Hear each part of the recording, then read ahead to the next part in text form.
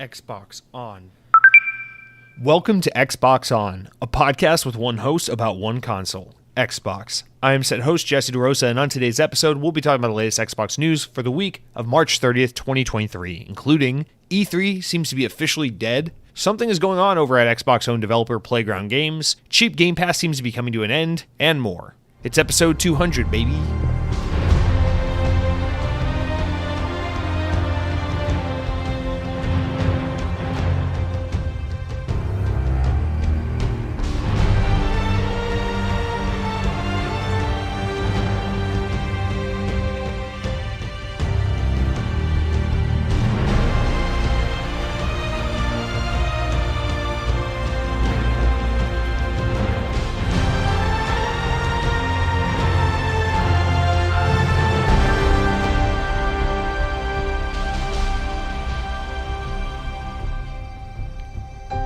On this day in Xbox history, in the year 2011, Need for Speed Shift 2 Unleashed, or Shift 2 Unleashed as it was boxed and titled, released on the Xbox 360. That was 12 years ago.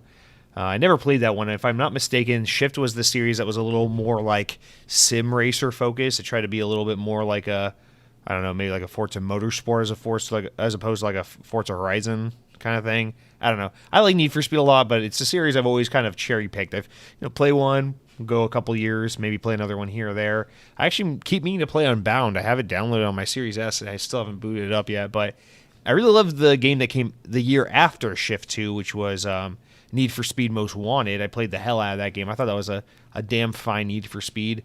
Need for Speed's a overall pretty good series. I know it's past its prime to a lot of people, but it is still a pretty good series. Those games are consistently pretty solid, although I guess I could be wrong. I haven't played the past few, so maybe they've absolutely sucked in recent years, but I doubt that. Guys, welcome to episode 200 of the Xbox On podcast. That's right. You're not having an aneurysm. You're not stuck in a time loop. You're not in a coma. You're not in prison. You're not in hell. This is not what hell is, surprisingly. You have voluntarily listened to 1 to 200 episodes of the Xbox On podcast, and today we're here to commemorate that 200 landmark. Yeah, so a little celebration here. My cat just meowed in the background. I doubt you heard it, but if you did, that was her celebration squeal.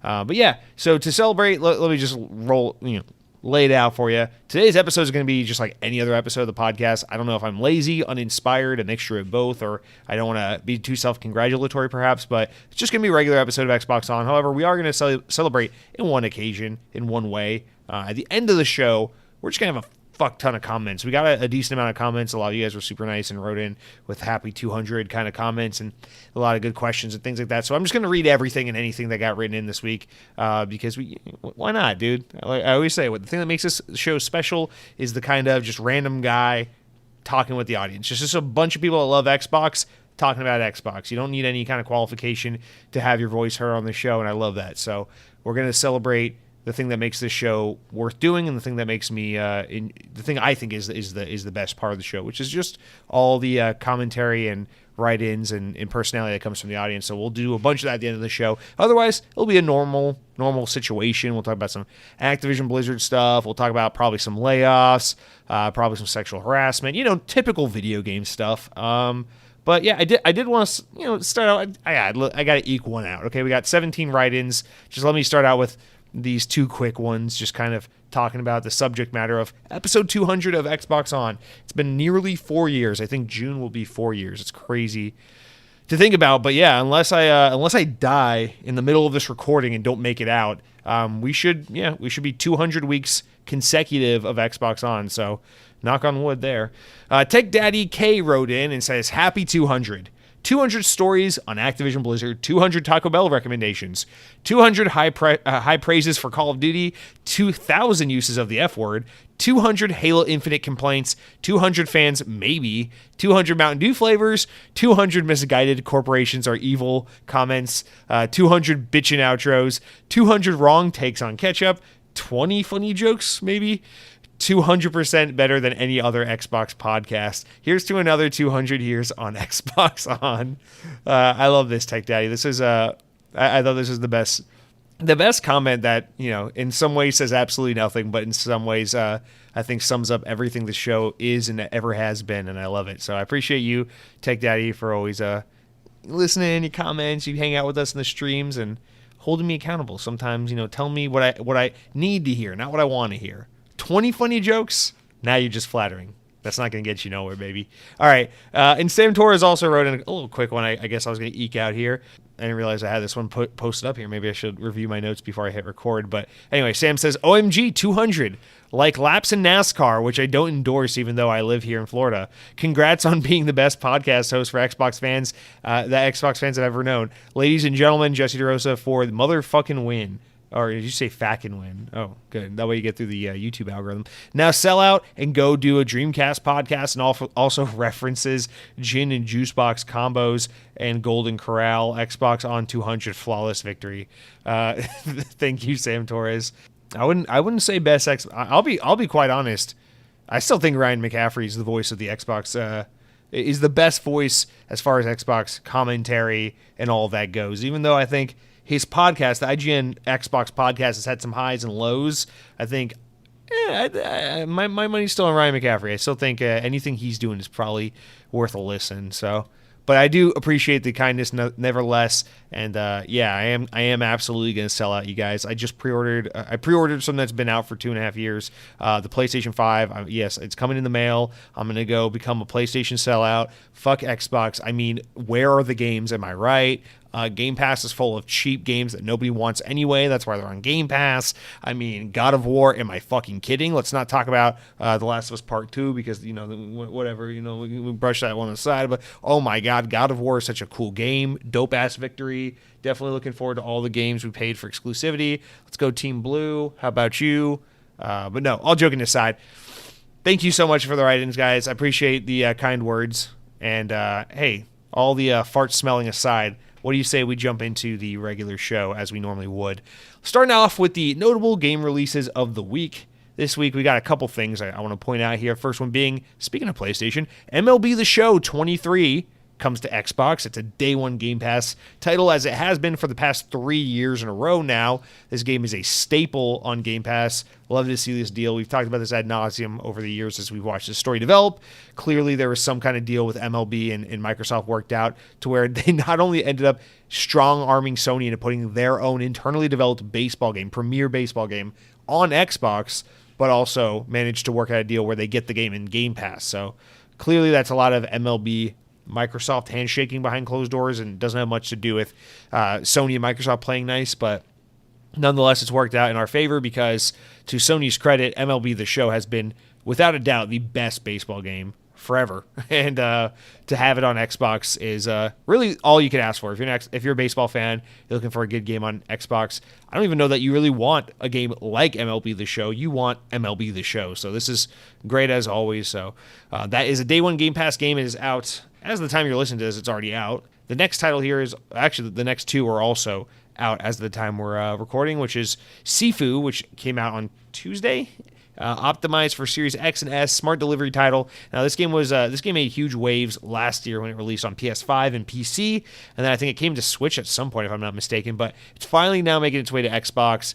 This is that, I don't really know exactly what kind of game it is, but it's that like kung fu type game where every time you die, you revive, but you're older. And people really ranted and raved about this game. Supposedly, it's pretty damn good. It looks cool. I'll be honest with you. I'm not going to play it, but it does look cool, and I really appreciate and admire the uniqueness of it. I know a lot of people are probably excited to finally have this on Xbox, so there's a win for you green gamers out there. And then lastly, Forza Horizon 5 has a new expansion that is out as of the damn recording this on Wednesday. Yes, it's called the Rally Adventure, so if you like rally racing, that off-road, WRX, get your tires dirty kind of shit, this is the expansion for you. The best racing game in the industry is getting only better with new content. So some notable releases. And with that said, we move right on through to our Activision updates of the week. This first one's actually quite unique and interesting, so I think most will find it pretty compelling as we all drone on thinking about, or as we all roll our eyes thinking about having to talk about this Activision Blizzard deal again with Microsoft. But first one, I promise, is pretty interesting, and then we'll just kind of run through these second two, or the second and third, rather. There's three total. I should say that at the front. All right, so all from VGC because it's the only website my mom hasn't blocked with my internet access. Japan's competition regulator has concluded that it has no issues with Microsoft's proposed acquisition of Activision Blizzard and will not be blocking the deal. The Japan Fair Trade Commission has published a statement in which it says that it has reviewed the transaction and reached a conclusion that it is unlikely to result in substantial restraining competition or any particular fields of trade, or in any particular fields of trade. It adds that it has notified parties of JFTC, the Japanese Federal Trade Commission, that it will not issue a cease and desist order resulting in the completion of its review, and any document explaining its decision. The Trade Commission has said that the deal didn't violate any of its anti-competitive legislation, saying that its integration falls under the safe harbor criteria for vertical business combinations. So they, in some way, they're kind of acknowledging it as a vertical monopoly, though, which I find somewhat funny just based on the wording there. Anyway, it's also concluded that the deal wouldn't result in supply constraints in other platforms, noting that they're competing businesses. Games are distributed in digital formats, so it's unlikely that there will be a shortage of supply capacity. Therefore, the acquisition would not substantially restrain competition or particular fields of trade. There is Japan just basically being blunt, cut, clear, dry, straightforward, and honest. Western world, where you at? You got to sit all day jerking our wieners talking about Call of Duty might be compromised on the PlayStation 5. And then Phil Spencer's got to get up there and one side of his mouth be like, Starfield's exclusive to Xbox, fuck you, PlayStation. The other side of his mouth being like, we would never take Call of Duty away. We just want gamers to win the battle at the universe, and they will ride Gilgamesh all the way to victory. And we just got to sit here and be like, wow, 3 more years of this, and then maybe we can get Call of Duty Vanguard and Game Pass. Anyway, the second update. Sorry, before we move on to the second update, that one is notable because there's a story that comes up later in the news where I think it has to do with Japan and kind of their commentary on the Microsoft and Xbox, and Sony PlayStation kind of relationship and competition, which we really don't see a lot of that. And in a time where we're so used to getting so much beaten over the head kind of commentary from the Western world and Western markets on this competition, it's really interesting to get this Japanese take. So put a pin in that, hold that thought, because we'll get back to some of this when it comes to the main news segment. But we got 2 other quick Activision-related stories. First one, the next one being that the UK's Competition and Markets Authority, that's right, the CMA, says that they no longer believe Microsoft's proposed acquisition of Activision Blizzard will significantly reduce competition in the console gaming space. Just stop right there. That's a huge milestone. They're basically over this hurdle with the CMA. It's not all completely done technically, but it looks like they're kind of sprinting towards the finish line on this, and things are going to clear up. So they found that in the provisional findings, they said that the evidence presented alleviated the concern that Xbox would hold Call of Duty back from PlayStation, that they'd fuck up the game and try to sabotage PlayStation, all these other things, and basically just all the nonsensical bullshit they've been making us all suffer through for the past year or so. So that's good. Technically, we still have to wait until May before we get an official stamp of approval, but it seems like we're basically there, that they are ready to render the verdict that, yeah, this deal can go through, we can all go back to living our lives, and we don't have to bite our fingernails as much anymore. So that is one step closer to getting this deal over with. And then the last update here is that CEO of Activision Blizzard, Bobby Kotick, has claimed Sony's bid to thwart the Call of Duty maker's sale on to Microsoft will not be held against the PlayStation maker in the long term. In an email sent to Activision employees this past week, Kotick provided an update on the status of the deal and said that Sony's recent behavior was, quote, disappointing.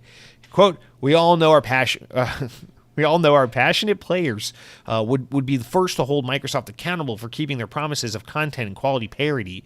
And all of us here who work so hard to deliver the best games in the industry care too deeply about our players to ever launch subpar versions of our games. Consequently, we don't care enough about our staff, which is why we've allowed for women to be discriminated upon and sexually harassed for so many years.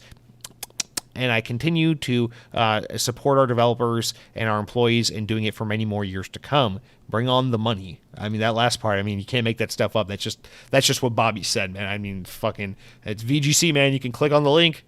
Look for yourself, man. It's Bobby's words. Maybe, possibly. Sarcasm. Please don't sue me. All right, that's it for now.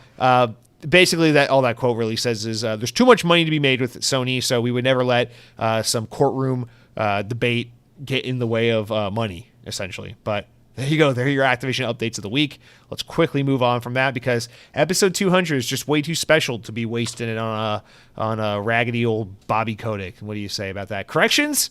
You think I'm gonna correct myself on my 200th episode of my podcast? Fuck you. All right, let's move on to the stories of mild amusements updates. First one here. So this will get some 80s kids rocking and rolling in their PJs. VGC bringing on the news. Originally reported by Polygon. A new game based on the Teenage Mutant Ninja Turtles series franchise IP is now in development, but this one promises to be darker and more mature than recent entries. The game will be based on The Last Ronin, a 5-issue comic miniseries released back in 2020, which is set in the future and sees 3 of the turtles already dead. Wow. Dead turtles. Roadkill is what we call that. In an interview with Polygon, Paramount Global Senior VP for Games Doug Rosen said that the game would be a third-person action RPG inside recent God of War games as a comparison. Oh, yay. I don't know anything about this series, or the storyline, so I don't know which one of the 4 Ninja Turtles is not dead, but I cannot wait to see their Kratos arc. Given the nature of the story, the game will mainly be single player as opposed to multiplayer, and as other titles have been, such as last year's highly successful, beloved, critically acclaimed, and very damn good Shredder's Revenge. But yeah, listen, man, I don't read Ninja Turtle comics. I'm not a big Ninja Turtles fan, so I'm not going to sit here and criticize because, listen, I get it. I like Sonic the Hedgehog. Who am I to say? I have no beef with Ninja Turtles. Ninja Turtles are cool. I like those campy-ass, goofy live-action movies from the late 90s. They're fun movies, whatever. But, man, this dark, gritty Ninja Turtles where 3 of the 4 turtles are dead. Holy fuck. I'm going to assume it's Raphael who makes it because he's my favorite. But that's fucking grim, dude. What happened, dude? They ordered pizza and it was like Shredder, but he had a mustache on and a pizza boy hat, and they didn't realize it, and they let him in the house, and he comes in, he just fucking slaughters 3 of them and turns them into turtle soup, and badass. But all joking aside, I actually welcome this game because even though from a narrative standpoint, I gotta see it to believe it, to be sold on this dark, gritty, mature Ninja Turtles game. I am sold on the idea of a Ninja Turtles game that maybe a little more AAA, maybe a little more polish on it. Nice third-person, 3D action, whatever game with some deep and rich combat. I think that could be pretty cool. I'm a big proponent of the licensed movie games, and while this is not technically a licensed movie game, it is kind of a it's like a licensed IP, whatever. I just feel like we don't see enough of this explored outside of Star Wars. So just to see making a serious, mature, potentially AAA kind of take on on an IP that traditionally gets either budgety games or like retro throwback games, I think will be cool because it's kind of in line with like my constant unending desire to get a AAA God of War style Ratatouille game. So I don't know. Respect to the Ninja Turtles fans. Excited for you. Excited to see who's going to be making this game. But Paramount seems pretty set. It's going to be a third-person action RPG a la God of War. 3 dead Ninja Turtles. All right, this next one's a really fun one. Gets my brain all excited and tingly, and I hope we see something on it in the near future, and it's not just teases. But Microsoft has been exploring the possibility of designing an Xbox controller with a touchscreen for accessing various features, because it went so well for Nintendo. According to GamesRant, a recent Xbox patent describes a controller that could save a player's custom loadouts, which could be accessed via its built-in touchscreen. As shown in the image below, the touchscreen could also be used to track the player's in-game performance and access social media features. I'm looking at the patent photo here. The image shows quite a detailed look at what this controller would be. I encourage you to go online and take a look at this if you're interested. It's quite different looking for an Xbox controller. Actually looks like a DualSense controller, but with the off-axis analog sticks, of course. The image suggests that the touchscreen might also be used to access audio settings and the display of the controller's charge level, so you can see that as well. The patent reportedly mentions compatibility with external devices like mobile phones via an app, because we are back in 2011. Everything's got to have an app, baby. But actually, I kid, I poke fun, but I actually love this idea. I'm not one of those people that's going to sit around and be like, I just need a regular controller and the most powerful console in the world. I love gimmicky stuff. I love the Nintendo Wii. I love the DS and the 3DS. 3DS. I love the concept of the Switch, despite the fact that it has very few actually good games. I love what Nintendo's done historically with gaming by just kind of being like, fucking wacky. I don't care what they say about us. Let's throw shit at the wall and see what sticks and just be different, ridiculous, and creative.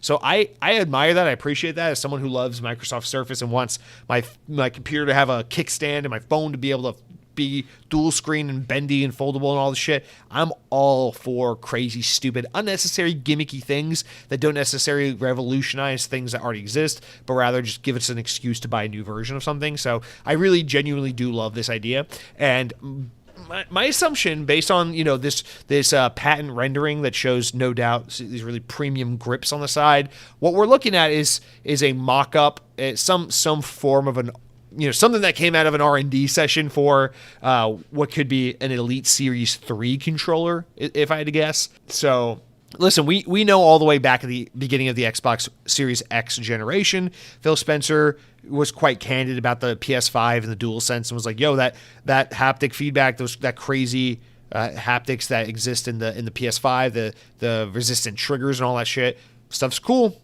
Might be cool to have that in an Xbox controller one day. We're not ruling it out. That was basically the takeaway from back 2 years ago or whatever it was. So it wouldn't surprise me if Microsoft is working on an Elite Series 3 controller that has the bells and whistles that the DualSense has, while also trying to one-up it and make it unique and stand apart by being like, fuck it, now it's a Wii U. It's also got a screen in the middle. It's got fucking apps and connects to your phone and tells you when your mom is texting you to tell you good luck on the podcast tonight and all those things. So I like it. I think it's cool. I think it's fun. I would 100% be more inclined to drop $250, $300 on a ridiculous top line, expensive, unnecessary peripheral like an Elite controller if I knew it had crazy haptics and a touch screen and connectivity to my phone, as opposed to it just being a really, really, really premium controller, kind of like the current model is. Obviously, it has other features and the different buttons that you can swap in and out and the paddles and all that, but this is true like next level gimmicky shit, and that really speaks to me. So I think this is fun. I'm curious what you guys think about this. I don't think there's a chance in hell this has anything to do with like the new standard issue Xbox controller going forward. I think 100% this is a premium top of line kind of kit that you'd buy separately like an Elite controller. Maybe just maybe if Microsoft actually goes through with like a mid-generation refresh, kind of like an Xbox One X style mid-gen refresh, like a Xbox Series X version X kind of thing. Maybe this could be like one of the selling features is it comes with this controller and it can support 4K 120 FPS gaming all the time and make you dinner and be an air fryer at the same time. I don't know. Maybe that's like the selling point, but whatever the case may be, if this controller ends up, making it out of just the conceptual patent phase and then it makes its way to market at one point in time, I'm pretty into it. I like it. I like what we're seeing. It has the little switch. If you look at if you go online, you'll look up the picture of this patent, you see it has the little toggle switch that the Elite Series controllers have, where I don't know what the fuck it is. I think it's different controller settings, and you just flick the switch that's under the home button, the guide button. I think it's a little switch to flick to different controller settings, if I'm not mistaken. But I love it. I love it. It's got a notifications bar, a battery percentage bar, like a freaking phone. It shows your gamer tag, and then it has apps so you can control. I'm sure this controller would have a speaker and have audio that plays out of it, kind of like the PlayStation controllers do. I'm all over this. I think it's cool. The Call of Duty seems to be the thing that they're mostly noting here, where they're just like, hey, you could see your loadouts while you're playing the game, or you could check the scoreboard while, look down your controller and check the scoreboard. I love this shit. It's so unnecessary, and I absolutely love it. And we all know how this goes. It's expensive. Everyone kind of scratches their head and says, why does this exist? And then like a couple developers at launch support it, and then by the second year, nobody supports it except maybe some internal first-party developers, and then we were all left here wondering why the hell Xbox isn't making all first-party developers support this new idea and this new hardware, and then it dies on the vine within 2 years, and we all kind of look back on it 10 years later and go, you know what? YouTube video essay time. The Xbox Series Elite controller with touchscreen and haptics and Joy-Cons was actually kind of good. There, I said it. I'm not even embarrassed. Whatever. Throwback. And then, that's basically the life and death of this entire controller there for you, summed up from starting from now until 3 years from now. So there you go. That's everything you need to know. Come back next week, and I'll tell you about what day you're going to die. I know all these kinds of things. I mean, I'm a fortune teller. But, yeah, no, I'm totally 100% all in. I don't need to say anything about it. Other than taking myself out of the equation, thinking about for the market, is it smart to have something like this? I don't know. We're heading into tough economic times. I don't know. Releasing a controller like this, you think about like the current series, Elite Series controller, ranges from like 140 to 210, I believe, depending on if you buy just the controller or with the kit with all the accessories. So for these extra features, you're probably going to want to charge an extra $50 to $100. I'm thinking this is a $299 controller. At the absolute lowest, this is a $250 controller. So, with inflation and everything the way it is, this is a $300 controller. Let's be honest about it. I don't know that now is the time for an accessory like that the market's really going to speak to something like that. But you never know. You could be, I could be dead wrong. Maybe people flock to this. But I'm pretty sure Sony just put out their kind of final response. Like, finally they responded to the Xbox Elite controller. And if I'm not mistaken, that thing isn't like necessarily hitting the ground running, and it's pretty pricey. So I wouldn't be too surprised if we're seeing a similar thing if this patent comes to fruition. Keep in mind, things get patented all the time. This could be literally just that, and then we never see anything come of it. This could be a patent from 3 or 4 years ago, and we never saw anything come of it. Who knows? This isn't a guarantee. I'm just speculating here and a little bit daydreaming because, again, I could see a world where most people don't give a shit about this, but I care because I like stupid shit, and I think Xbox Connect was pretty good, and you guys ruined it by not supporting it. That's right, I'm blaming you, the listeners of Xbox On. I'm not blaming you, the royal you, as Xbox fans or consumers of video games. I'm specifically singling out and targeting you as a listener of Xbox On. I hold you personally responsible, and you should be ashamed of yourself. All right, we got 2 more stories of my amusement. I don't know if this is technically amusing because it's about BioWare, the developer that just, I don't believe they're actually making video games. They're lying. But EA have announced that BioWare veteran Mark Dara is again working at the studio in a bid to help it complete Dragon Age Dreadwolf.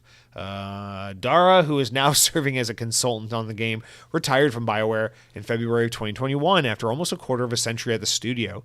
During that time, he led programming for Baldur's Gate, directed Sonic Chronicles on the DS, and was executive producer on the Dragon Age franchise. Additionally, EA told VentureBeat that BioWare's Mass Effect team is now assisting with Dragon Age Dreadwolf as it reaches this hopefully final stretch of development, while a small core group led by Mike Gamble continues the pre-production work on the next entry in the Mass Effect series. So it's basically, this isn't too unheard of for like a team to be like, hey, all hands on deck, we're finishing up the new Dragon Age, and so people on Team B maybe come over to Team A and help them kind of get the product out the door, and then because in pre-production you don't necessarily have everyone on the team working, so you don't need a full team, so it's just more cost effective. It makes more sense to take some of that team that's not all gung-ho, hands on deck on Mass Effect just yet, kind of over to the Dragon Age team to kind of finish up Dreadwolf and get out the door. So I don't find that part too particularly concerning or weird or unusual, but it's just the constant, oh yeah, so-and-so's back at BioWare, just kidding, they're gone again. So, so-and-so's coming back for the 5th time, just kidding, they hate their job, they quit. They're forming a new studio, though. Hey, they're forming a new studio, and they're recruiting. Apply for jobs. And I feel like we just read this story almost as much as we read about Activision Blizzard. And just quite frankly, I don't care. I don't care about Dragon Age or BioWare or Mass Effect or anything pertaining to this studio, these IP, any of it, until we get some motherfucking gameplay. I don't care. Dreadwolf still doesn't exist to me. I don't believe it. Show me some gameplay. Mass Effect, oh my God. Poor Mass Effect fans. You guys are going to be waiting a while. All right, let's... I'm so mean for no reason about BioWare. Anyway, keeping with EA as we get to our final story. EA have announced plans to cut... Oh, yeah, more good news. Plans to cut 6% of its workforce as part of a restructuring plan. In a filing with the U.S. Securities and Exchange Commission, the SEC, this past week, the company said it expects to incur up to $200 million in charges in connection with the move. These changes consist of approximately $65 million to $70 million in charges related to intellectual property impairment, approximately $55 million to $65 million related to employee severance and employee-related costs. and approximately $45 million to $55 million associated with office space reduction, and approximately $5 to $10 million of other charges, including contract cancellations. I wonder what intellectual property impairment means. If that's them giving up or canceling a project that has to do with intellectual property that they're working on. We know EA's got a team working on an Iron Man game, so if you're canceling that, you might owe Disney and Marvel some money because you paid to use this license, signed an agreement to build the game around some IP you don't own, and now if you're canceling it or scaling it back or whatever the case may be, maybe now you gotta pay some cancellation fees or something. I don't know if that's what that relates to. I'm not legally inclined, so I could be making shit up, but thinking about it. As noted by GamesIndustry.biz, the layoffs could impact around 775 employees based on EA's latest report, in which it said they have 12,900 people globally employed as of March 2022. So there you go. Roughly 800 or so people are probably losing their job at EA. More good news from companies posting record-breaking profits, just firing people because we have deluded ourselves into thinking that sustaining company growth year over year is more important than just generally doing okay and keeping people employed. I guess that makes the economy healthier. Awesome. Cool shit. Awesome. More people suffering. Love it. Can't live without it. It's the only way. Anyway, and then the government went on to bail out 3 more banks. But instead of talking about that, we're going to move on from stories of mild amusement, the openings, and all the ramblings, and get into kind of the meat and potato of Xbox On, which is the big news. But you know how it is. We walk. We don't. Oh my god, my downstairs neighbors are freaking the fuck out. Nice. Anyway, but before I can talk about the news, we got to talk about the games we've been playing this week, because I'm sure you're all just dying to know what games I've been playing. And before I can even tell you about that, I've got to tell you about what I've been eating. Guys, listen up, motherfuckers. We got to talk about Taco Bell, and this isn't just pandering because it's episode 200 and this show's audience was built on my love for Taco Bell. No, we got to talk about it because the grilled cheese burrito is finally back at Taco Bell. It actually wasn't gone that long, but there's a revelation in here. There's something beautiful here. The grilled cheese burrito is back at Taco Bell, but in a bigger way than last time, because even though last time it stuck around for about a year before it went away, last time they brought it back, it was only available in the steak option, which was twofold.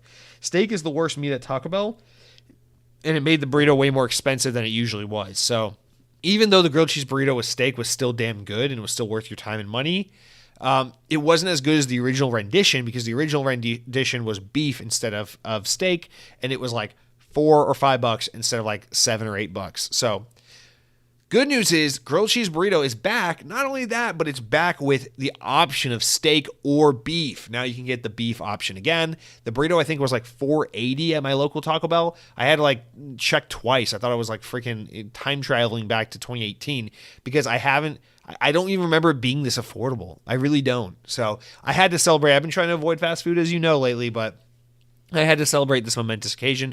So I went down to Taco Bell. I picked up the grilled cheese burrito box, the combo box thing, and it came with a chalupa supreme, a grilled cheese beef burrito, a taco, a Mountain Dew Baja Blast. It was beautiful. It felt like the good old days. I just kind of whatever. Forget about the calories, forget about the cholesterol, forget about the sodium, forget about all of it. Let's just enjoy the grilled cheese burrito for a minute. And it was glorious. It's really good to have it back, especially in its beef incarnation, and having it at a more affordable price makes it more accessible to others. So I highly recommend, if you're looking to ball on a budget over at Taco Bell, grilled cheese burrito for just under $5 is a steal if you get the beef version. I think steak is like $7 or something. It's outrageous. But for just under $5, it's a steal if you get the beef one, because it's still a very substantive, large, filling burrito. And so I gotta just say, what a get. $4.80 for a grilled cheese burrito. Ba-da-ba-ba-ba. It's Taco Bell. So that's the first part of the Taco Bell thing I gotta talk about. There's a part 2 we gotta talk about here, because There's a YouTuber I love that I like to watch on and off. I'm sure many of you are familiar with him. He's a very, very, very well-known YouTuber. He's called The Deal Guy. And he's just this fucking goofy suit dude who just like posts these videos like, here are the top 10 best deals at Costco this month, and like, here are the top 5 best deals at fast food restaurants for spring of 2023. And it's like, he's such a little goof. He's just like, here's the menu hack. What you do is you order the kids menu and you ask for a Diet Coke to be medium, and it's still cheaper than getting the adult all this ridiculous shit. But listen, he's got this new fast food video up, and he's talking, and he lets me in. He pops out of my phone screen for a minute. He says, Jesse, I know the video says top 10, but I got a number 11 hack that's just for you. Don't tell the other motherfuckers because I only want you to know about it. And I say, listen up, deal guy. I'm all ears. I don't care if I'm at work. I'm listening to you. And he tells me that, get the get the spicy potato taco instead of a regular taco, but add beef. It only costs 30 cents more to add beef to a spicy potato taco. Now, you guys know we've been talking about the spicy potato taco recently because I recently discovered it. I love it. It's a great addition to it's a great staple of the Taco Bell menu that I've never really given much attention to. And I think for the money, it's just such a great item to get. And so now I'm enlightened even further because I've been turned on to this idea that not only is this really affordable, excellent menu item, just kind of always there and kind of awesome all the time, but you can add beef to it for 30 cents and it makes it kind of like a super meaty Fuller taco. So you get two of these things, two spicy potato tacos, and add beef to both of them. It's only 60 cents more for that. And then you got yourself a full meal. This is a really filling taco. And so I've got to go out of my way to try this. I have every intention as soon as I get to a Taco Bell in the next day or two, next few days maybe, giving this a go. And I'll report back on how it is. But guys, I gotta scream and shout it out at the top of my lungs. Spicy potato taco, add beef for an extra 30 cents. You're borderline eating a burrito. You're just lying to yourself by calling it a taco at that point in time, man. So I'm excited for it. Grilled cheese burrito is back. I think we're in a good spot with Taco Bell at this moment in time. But we all know how it goes with Taco Bell. It's good today. It's bad tomorrow. So enjoy it while you got it. Power to the bell. And let's move on to the games that I've been playing. So I feel like I say this too often. I lean on this crutch too much. But you know what? I gotta be honest with you guys. Sometimes I feel a little bit of pressure. It'll be like a random Saturday, and I'll be with my girlfriend. Maybe we're grocery shopping. Maybe we're at a Disney park just trying to get some fresh air and walk around, enjoy an evening out, not being at work. And I'll get like a sense of guilt and a sense of pressure. Like, I haven't played enough video games this week, and I feel like a hack if on Wednesday night I'm like, here are the games I've been playing, and all I gotta say is, yeah, I played a couple hours of Call of Duty, I goofed off a little bit, but I haven't been gaming all that much. So I feel arbitrary, weird sense to a pressure to sometimes push myself to game a little more so I can keep up with the what's going on in Xbox and being an elite gamer. But I gotta be completely honest, I don't know. I've been busy lately. The girlfriend had a birthday recently, and then we got some plans this past weekend that I had to make good on, trying to be a good boyfriend. I promised we'd go do this, and we didn't do that the other week, so we got to do it this week. I'm trying to do it right. Happy life balance. It's how it goes. Sometimes you got to make the sacrifices to do the things you got to do to live a more balanced and proper life. So I'm doing it. So this weekend I had to kind of sacrifice gaming as much as I didn't want to. I was in the mood. I just didn't have the time. So Hi-Fi Rush, I sat down and I said, I only have a couple hours this week to game. I'm going to make it count. No Call of Duty, no Halo, nothing that is just a game I'm always playing in the background. I'm going to sit down. I'm going to finish Hi-Fi Rush. It's only a 10-hour game, so it's pathetic that's taking me 2 months, but I'm going to finish it. So I sat down, I poured through the last 5 hours or so of the game I had, and I rolled credits and I beat it. And Hi-Fi Rush, last time we got to talk about it, what a beautiful, simple joy of a game. This game fucking rocks. It is a Jesse game top to bottom. It oozes that influence from games like Sunset Overdrive and like Jet Grind Radio, Jet Set Future, whatever version of the game you're most familiar with. Fuck you. And I really, really adore this game. And it's a beautiful reminder of what gaming can be when we're not all trend chasing the fucking Fortnite this or the gritty, realistic, grim storytelling of a Sony first-person game. Let's all make God of War. It's just so nice when someone's like, hey, I have an idea for a game. It doesn't have NFTs or loot boxes or battle passes or seasonal content. It doesn't have dead children or dads, and it's not gritty. It's not mature. It doesn't take itself too seriously. But here's the catch. It's a really unique game. It's a lot of fun to play, and I think people will enjoy it. And we just don't see that a whole lot, it seems like, especially coming from high-profile, notable studios. So I know it's been said to death at this point. What a surprise. What a pleasant little surprise from Tango Gameworks of all studios. But it really must be said. Hi-Fi Rush is the most pleasant, unexpected surprise in gaming in just so long. And as someone who kind of gets their gaming bona fides growing up on Nintendo, loving 3D Mario and 3D platformers, on PlayStation, my favorite games were Ratchet and Clank. On Nintendo, my favorite games were Mario games, especially the 3D ones. Even on Xbox, I was always looking for platforming games and third person platforming kind of 3D games, even though Xbox has never really been the platform for that kind of content, although we've gotten lucky here or there. Hi-Fi Rush is it's everything I love. It's crazy fun combat with it's simple, easy to pick up on. It can be kind of complex and deep if you want it to be, but it's also super accessible and just easy to pick up and mash buttons and have fun if you don't want it to be that. It has platforming, it has fun little abilities and unlocks and stuff that are just thrown at you throughout the game, and then it has deeper unlocks and upgrades and stuff if you want to get nerdy with it, but again, you can kind of ignore most of that and still get through the game just fine and have a good time. The game has really fun storytelling and pacing. Basically, the story is always rolling, and the thing I really admire about this game, one of the little things I really admire, is this how they try so hard to make sure, because the game is broken up in, I think it's 12 chapters, and it's like a traditional old school game where it's you beat a chapter or a level, it's level complete, move on to the next level. So every time you beat a level, you go back to your hideout. This game tries really hard to make sure that every time you go back to your hideout, it's not just some arbitrary thing now you're in the volcano level, you finish the level, and now you're back at your hideout that's 1,000 miles away. I don't know why that makes sense. Next level, now it's the icy level, and then you go back to your hideout, and it's how did you get back here? They try to make all that little shit tie together and make sense, and so your hideout will change locations, and the things you can do and interact with, and the people in your hideout will change throughout the game, and it all ties back to kind of what's going on in the narrative. And so that all the little gamey things having a hideout, having a place to go back and replay levels or upgrade yourself or check in on your teammates and stuff like that, even that stuff kind of matures and changes and advances along with the levels and the story. And I just love those kinds of little touches to take a game as lighthearted and silly as a third person action platforming game and add that kind of attention to detail. It's just very thoughtful. I love that thoughtfulness, and the narrative kind of is there as well, where the game is constantly there's so much humor, there's so much charm injected into it. It's never hand-fisted, it's never overbearing, it's never too much. It's just always light, breezy. I think every character in this game is likable, which is hard to find these days. And it's just super fun, man. It's hard to say this because I feel like there aren't many good examples of this, but there is an amount of, you can tell this is a Japanese developed game with you can tell there's a lot of Western influence in this game, kind of hand in hand.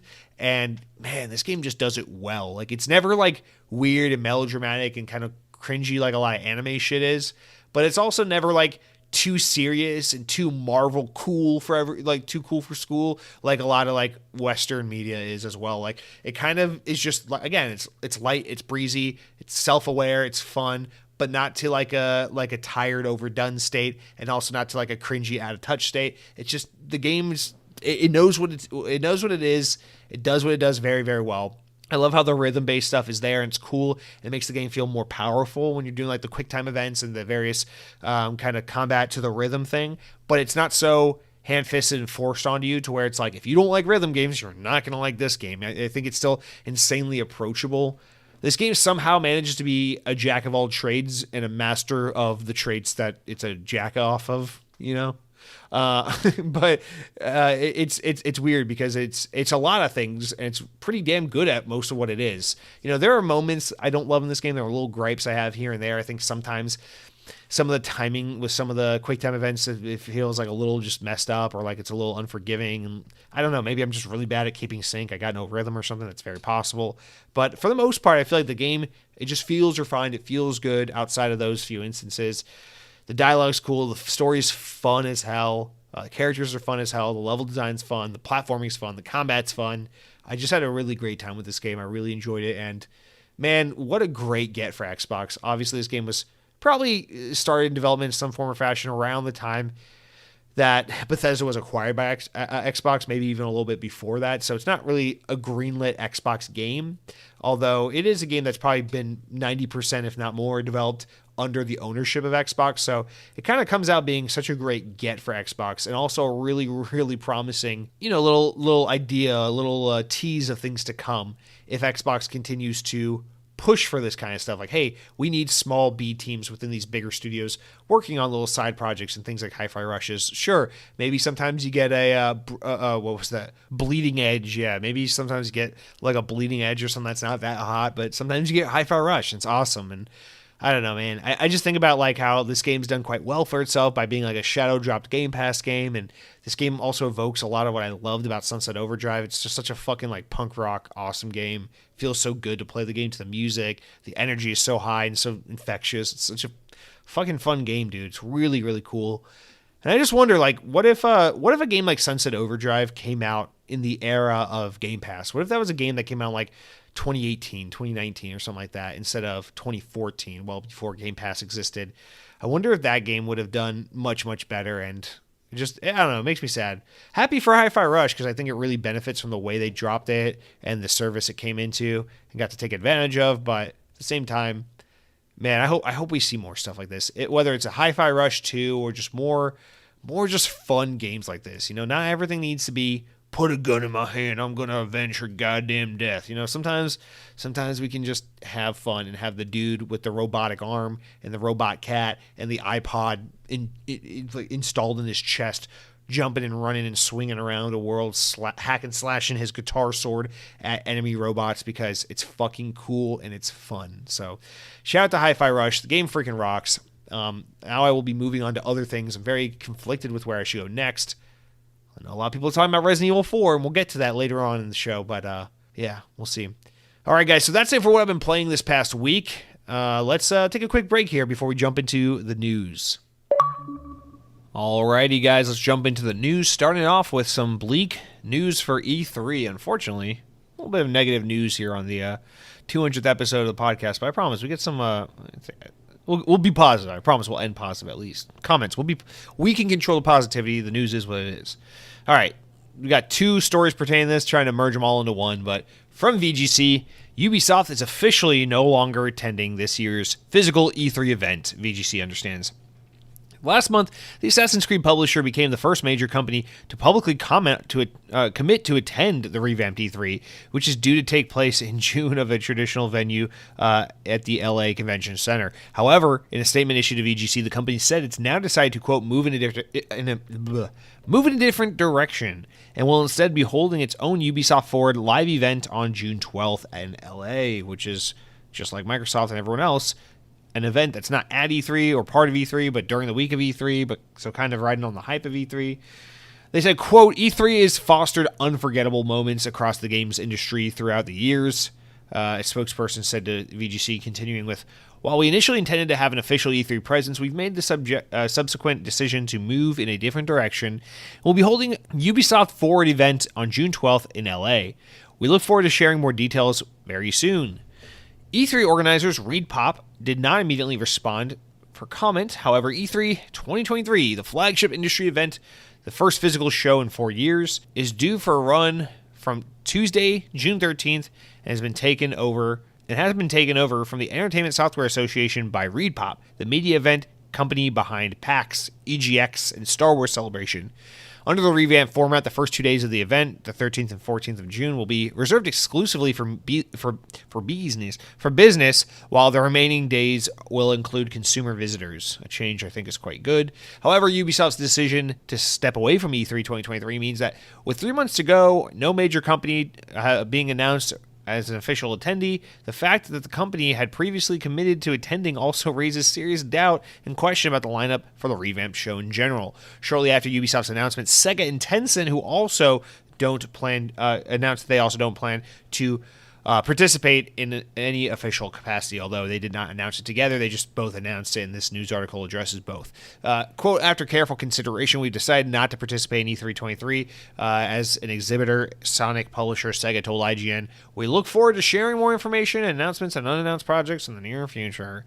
A Tencent spokesperson reportedly confirmed that its games publishing division, Level Infinite, created to distract negative attention towards the infamous publisher's presence.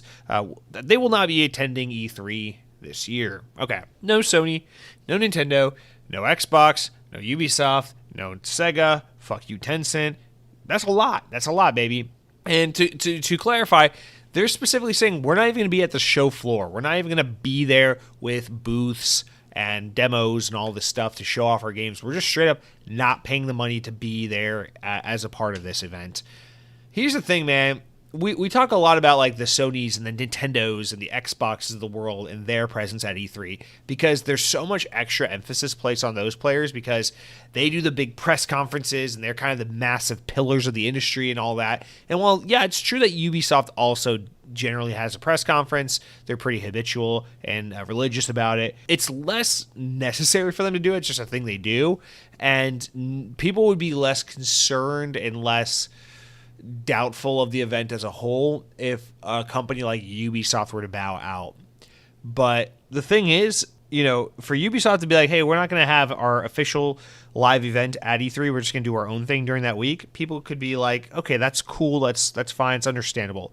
But the fact that they're not even going to be on the show floor, someone as important as Ubisoft, it kind of shows a different story, which is outside the major players, the Nintendos and Xboxes and stuff. The fact that teams like Ubisoft aren't going to be there on the showroom floor with booths trying to attract visitors and all that, kind of tells you that hey, we made it through the past couple of years without E3, and it had no material impact on the way people engaged with, pre-ordered, purchased, played our video games. Maybe they have some kind of data, metadata, showing some correlation that this E3 event is a lot of planning and time and money and effort that doesn't really result in any material difference in terms of game sales at the end of the day.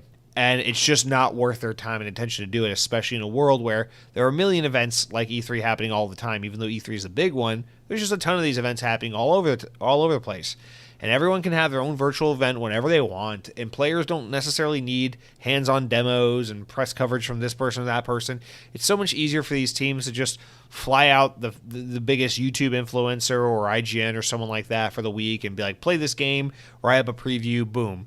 Then to just be like, yeah, we're going to pump all this money into having a specific demo ready by this deadline for E3 so the general public can come to this event and play our game and talk about it. It just seems to not have a material effect on these companies, and therefore they're comfortable saying, no, we don't need to be there.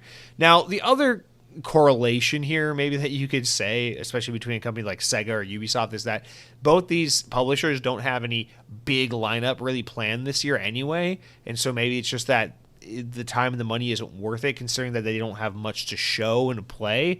But I really just don't believe that that's the reason. I think it's everyone's abandoned ship. It would be foolish for you to stay on board kind of thing. And again, we've talked about this ad nauseum. E3 is a sentimental thing. It's been a fun, long-standing tradition. It's not fun to watch E3 go away and fail and die, as it seems like we're watching. It's just the reality of the situation. I'm just trying to be rational and honest about kind of what we're seeing here. Yeah, man, it does suck. For all of us who don't live in LA, which is the majority of people, and and love video games and love the industry, it was fun to gather around the couch around E3, order a pizza, get hyped, block out on your schedule these specific time blocks or days even to say, hey, this is going to be E3 time. We're going to watch the press conferences. We're going to get hyped about some new games. I feel a deep, painful nostalgia a lot of times for those good years of man, I remember, man, in high school, carving out a day in the summer, you're on summer vacation, carve out a day to be like, bro, I'm in my room all day and I'm watching E3. I want to watch all the games. And then, the press conferences and the coverage are done for the day. Then you meet up with your friends. You go to the fucking Steak and Shake or the skate park or whatever, and you hang out with your buddies for the night. And you just talk about, oh, man, did you see the demo for this game? And oh, yeah, the game looks fucking sick. And, oh, wasn't it so funny when so-and-so came out on stage and fucked up their lines and said penis 3 times real fast in the microphone because they have Tourette's or something? It's oh, yeah, that moment was so funny. And there's a lot of, eventfulness and camaraderie and fun surrounding E3. And so I don't relish that going away and us watching that slow decay of the scene, but it really seems like along with the pandemic, E3 died, and it's kind of just a name that's limping on at this point. And the fact that no big player wants to commit to it and participate in it, even Ubisoft, who we joked about how, if you're Ubisoft, maybe you care about E3 because you don't got a whole lot going for you right now and you need all the good press you can get. If even a Ubisoft in their current state is willing to pass on something like E3, it just really shows how little value these teams, these publishers, these big names in the industry really see, how much value they really see in this event. And as much as I don't love excitedly saying that. It just is what it is, and we just gotta come to terms with it. That's kind of where we're headed, and so everyone's gonna have their own little special event, their own little digital event, and their little Nintendo Direct. And most of them are probably not gonna be very good, and most of them are probably gonna be twice as long as they need to be. But some of them will be really good, and we'll still get our constant, steady stream around this time of year, this early June time frame of games. And, shortly after this, we got Summer Game Fest and all these other things. So Gamescom comes later in the summer. So it's not like the summer is no longer going to be this time of like mega game releases or game news and reveals and just so many fun events. It's not like that's going to go away, but it's having it all be under this tight-knit, specific, strict schedule, regiment, umbrella term of E3 that is seemingly dying and going away, and it's sad, man. It is sad. I'm curious to see, for those who get to go to E3 this year and report on it and stuff, what does the showroom floor look like? Like, how dead is it? How small is it compared to previous years? How much less is there to cover and really give a shit about compared to prior years, especially pre-pandemic kind of normal years, as 2018, 2017, all that stuff, kind of what E3 is going to look like. And I'm sure it's going to be absolute husk of what it once was. And it's no bueno, but it just is what it is, man. E3, I think, is no doubt. I would not be surprised if next year we just don't see E3. So I don't mean to start on such a downer note. I really don't have much more to say other than I think just past year of just getting all the news about what E3 is going to be now that it's back, who's going to be a part of it, how it's going to play out.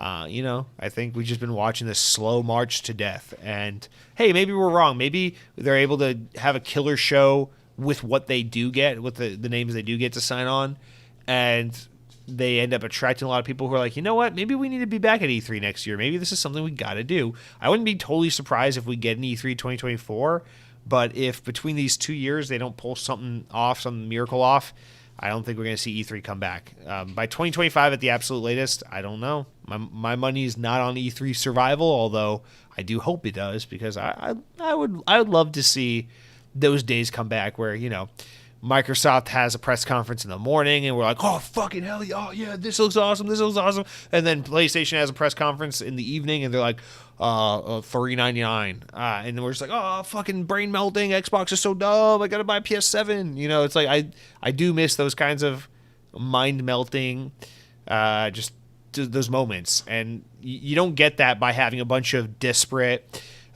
digital pre-recorded soulless live streams taking place over the course of a week.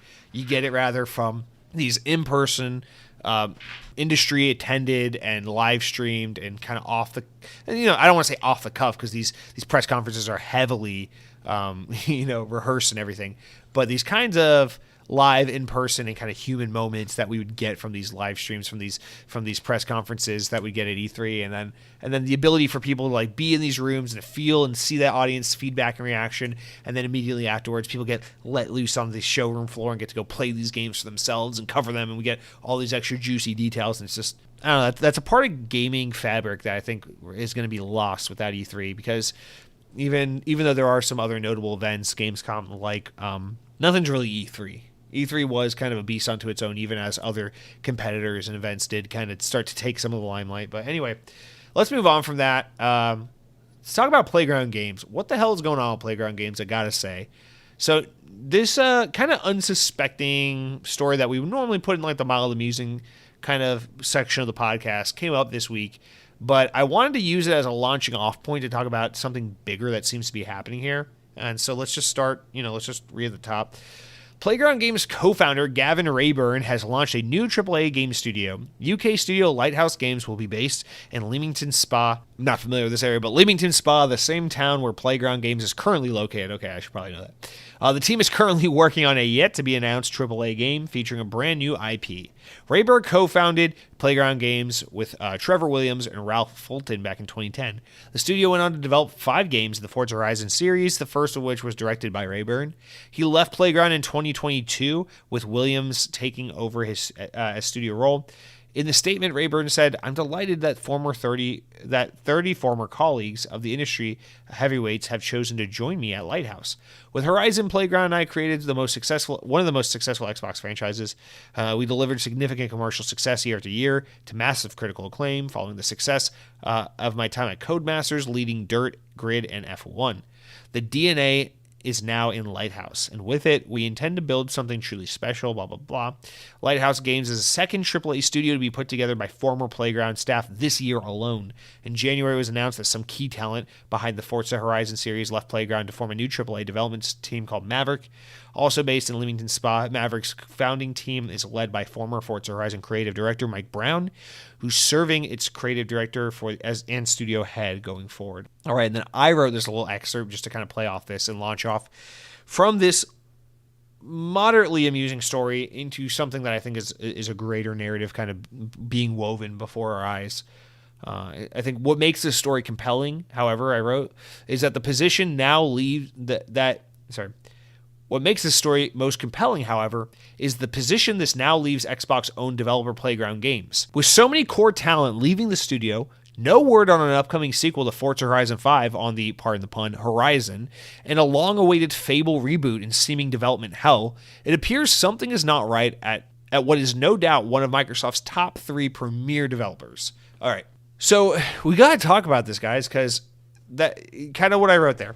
So here's Playground, right? Forza Horizon 5, not a huge surprise, because at the time we knew, Fable's still like in the thick of development. It's probably going to be a little bit before that's out. It's not unfathomable to think that there's an A team and a B team. One's working on Fable, one's working on Forza, whatever. Forza Horizon 5, not a surprise that it existed, not a surprise it came out, not a surprise that it was excellent, just like every Forza Horizon game is. But after Forza Horizon 5, that's when the question marks started to arise, where it's like, okay, so presumably there's a Forza Horizon 6, that second team that's working on Forza all the time is working on a Forza Horizon 6. I believe it's possible, but we're at the point now where it's like we need to see Fable. Where's the gameplay? What's the tentative release date? What's at least the year that we could expect Fable to come out? What's the plan? You got these two very, very, very different games coming out of the same developer with Forza Horizon, their bread and butter, and Fable, a game unlike anything they've ever done before.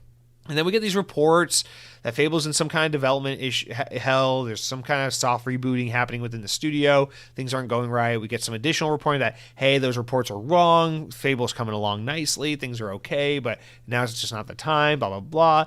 But in the midst of all that, we keep getting these stories. So-and-so's left Forza. So-and-so has left Playground. So-and-so has also left Playground. These guys are forming a new team. These guys are forming a new team. Oh, and they're taking other talent from this team. Oh, and they're taking talent from Codemasters. And they're taking talent from EA and all these other different elements and divisions. And so what we're running into now is clearly this exodus of veteran talent at Playground Games. And listen, it happens, Core people leave studios. Studios develop a culture and identity. They move on to do different things. People who were once indelible parts of the team move on to something else, while the team is just fine without them, and they're able to continue on and persist as their new incarnation, whatever. It's totally possible. Playground Games is 100% fine. They'll make a Forza Horizon 6, and then Fable will also come out, and everything will be fine and dandy, and they'll continue to be one of the best studios out there. Totally possible, but you've got a bunch of people leaving Playground Games right now, which is telling me that there are a bunch of people who work at Playground who are like, production of Forza has kind of slowed down, and we're working on this single-player RPG Fable game, and it's not the games that we came here and that we founded this company to work on. We came here because we wanted to make racing games. And so I can't read this, with Microsoft refusing to show off Fable, refusing to talk about Fable, having no information to share on it whatsoever for so very long. With Forza Horizon 5 being, a game that's been out for well over a year now. It's a mature title. It's gotten a decent amount of DLC support, but, we're about a year away or so from when we would normally start to hear about the next Forza Horizon game. I'm starting to wonder, are we seeing a situation arise where Playground is basically going about 100% into Fable, trying to salvage this game or get it together or get it off the ground or get it in a working state or whatever the case is that, to which we haven't seen this game yet. And are they starting to slowly abandon post on what made this studio to begin with, which is not just Forza, but racing games in general? And the only thing I can liken it to is Sony's Team Guerrilla, the guys that make the Horizon games. Because Horizon Zero Dawn and Forbidden West, this franchise they've been working on, or that's been around since 2017 now, massive open world, third person RPG action game where you fight robot dinosaurs in this weird future that looks kind of like the past, right? This team was founded to work on Killzone, a first-person sci-fi shooting game. Nothing like Horizon. And when Horizon started getting into serious development, the reports were that a lot of people left. They left Guerrilla Games to go do other stuff because they wanted to make first-person shooters, and Guerrilla was no longer making a first-person shooter. So I foresee a very similar thing is happening here, but maybe to an even more extreme degree, because you can make a lot more sense out of saying, yeah, we went from making first-person shooters to third-person open-world action RPG games. It's like, yeah, they're very different, but you could see how one person might be interested in both genres. In this case, it is such a night and day difference. We got a team of people who are the top dogs in the industry. I'll go ahead and say Playground Games is the best developer in existence at this point in time when it comes to making racing games. I know it's a broad genre because there's tons of genres within racing, but I think personally Forza Horizon is the best racing series out there on the market today. And I think Playground Games is the best developer of racing games on the market today, or in the industry today. And I think what's happening is we're starting to see a bunch of people say, hey, we're here to make racing games. You guys are making a third-person action RPG.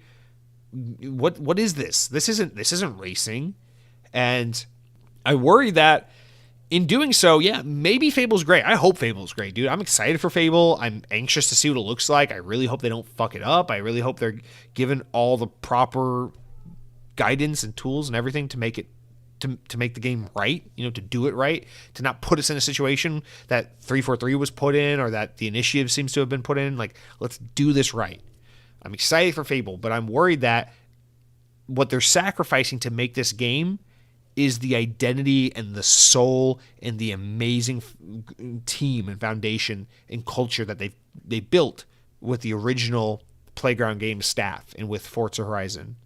So that's my rant right now. That's my concern pertaining to Playground Games. I sounds like a joke. I don't even blame you for freaking laugh at this point. But I predict and I assume that this summer, this June, when Xbox does their big summer showcase, that is when we will finally get a gameplay reveal for Fable.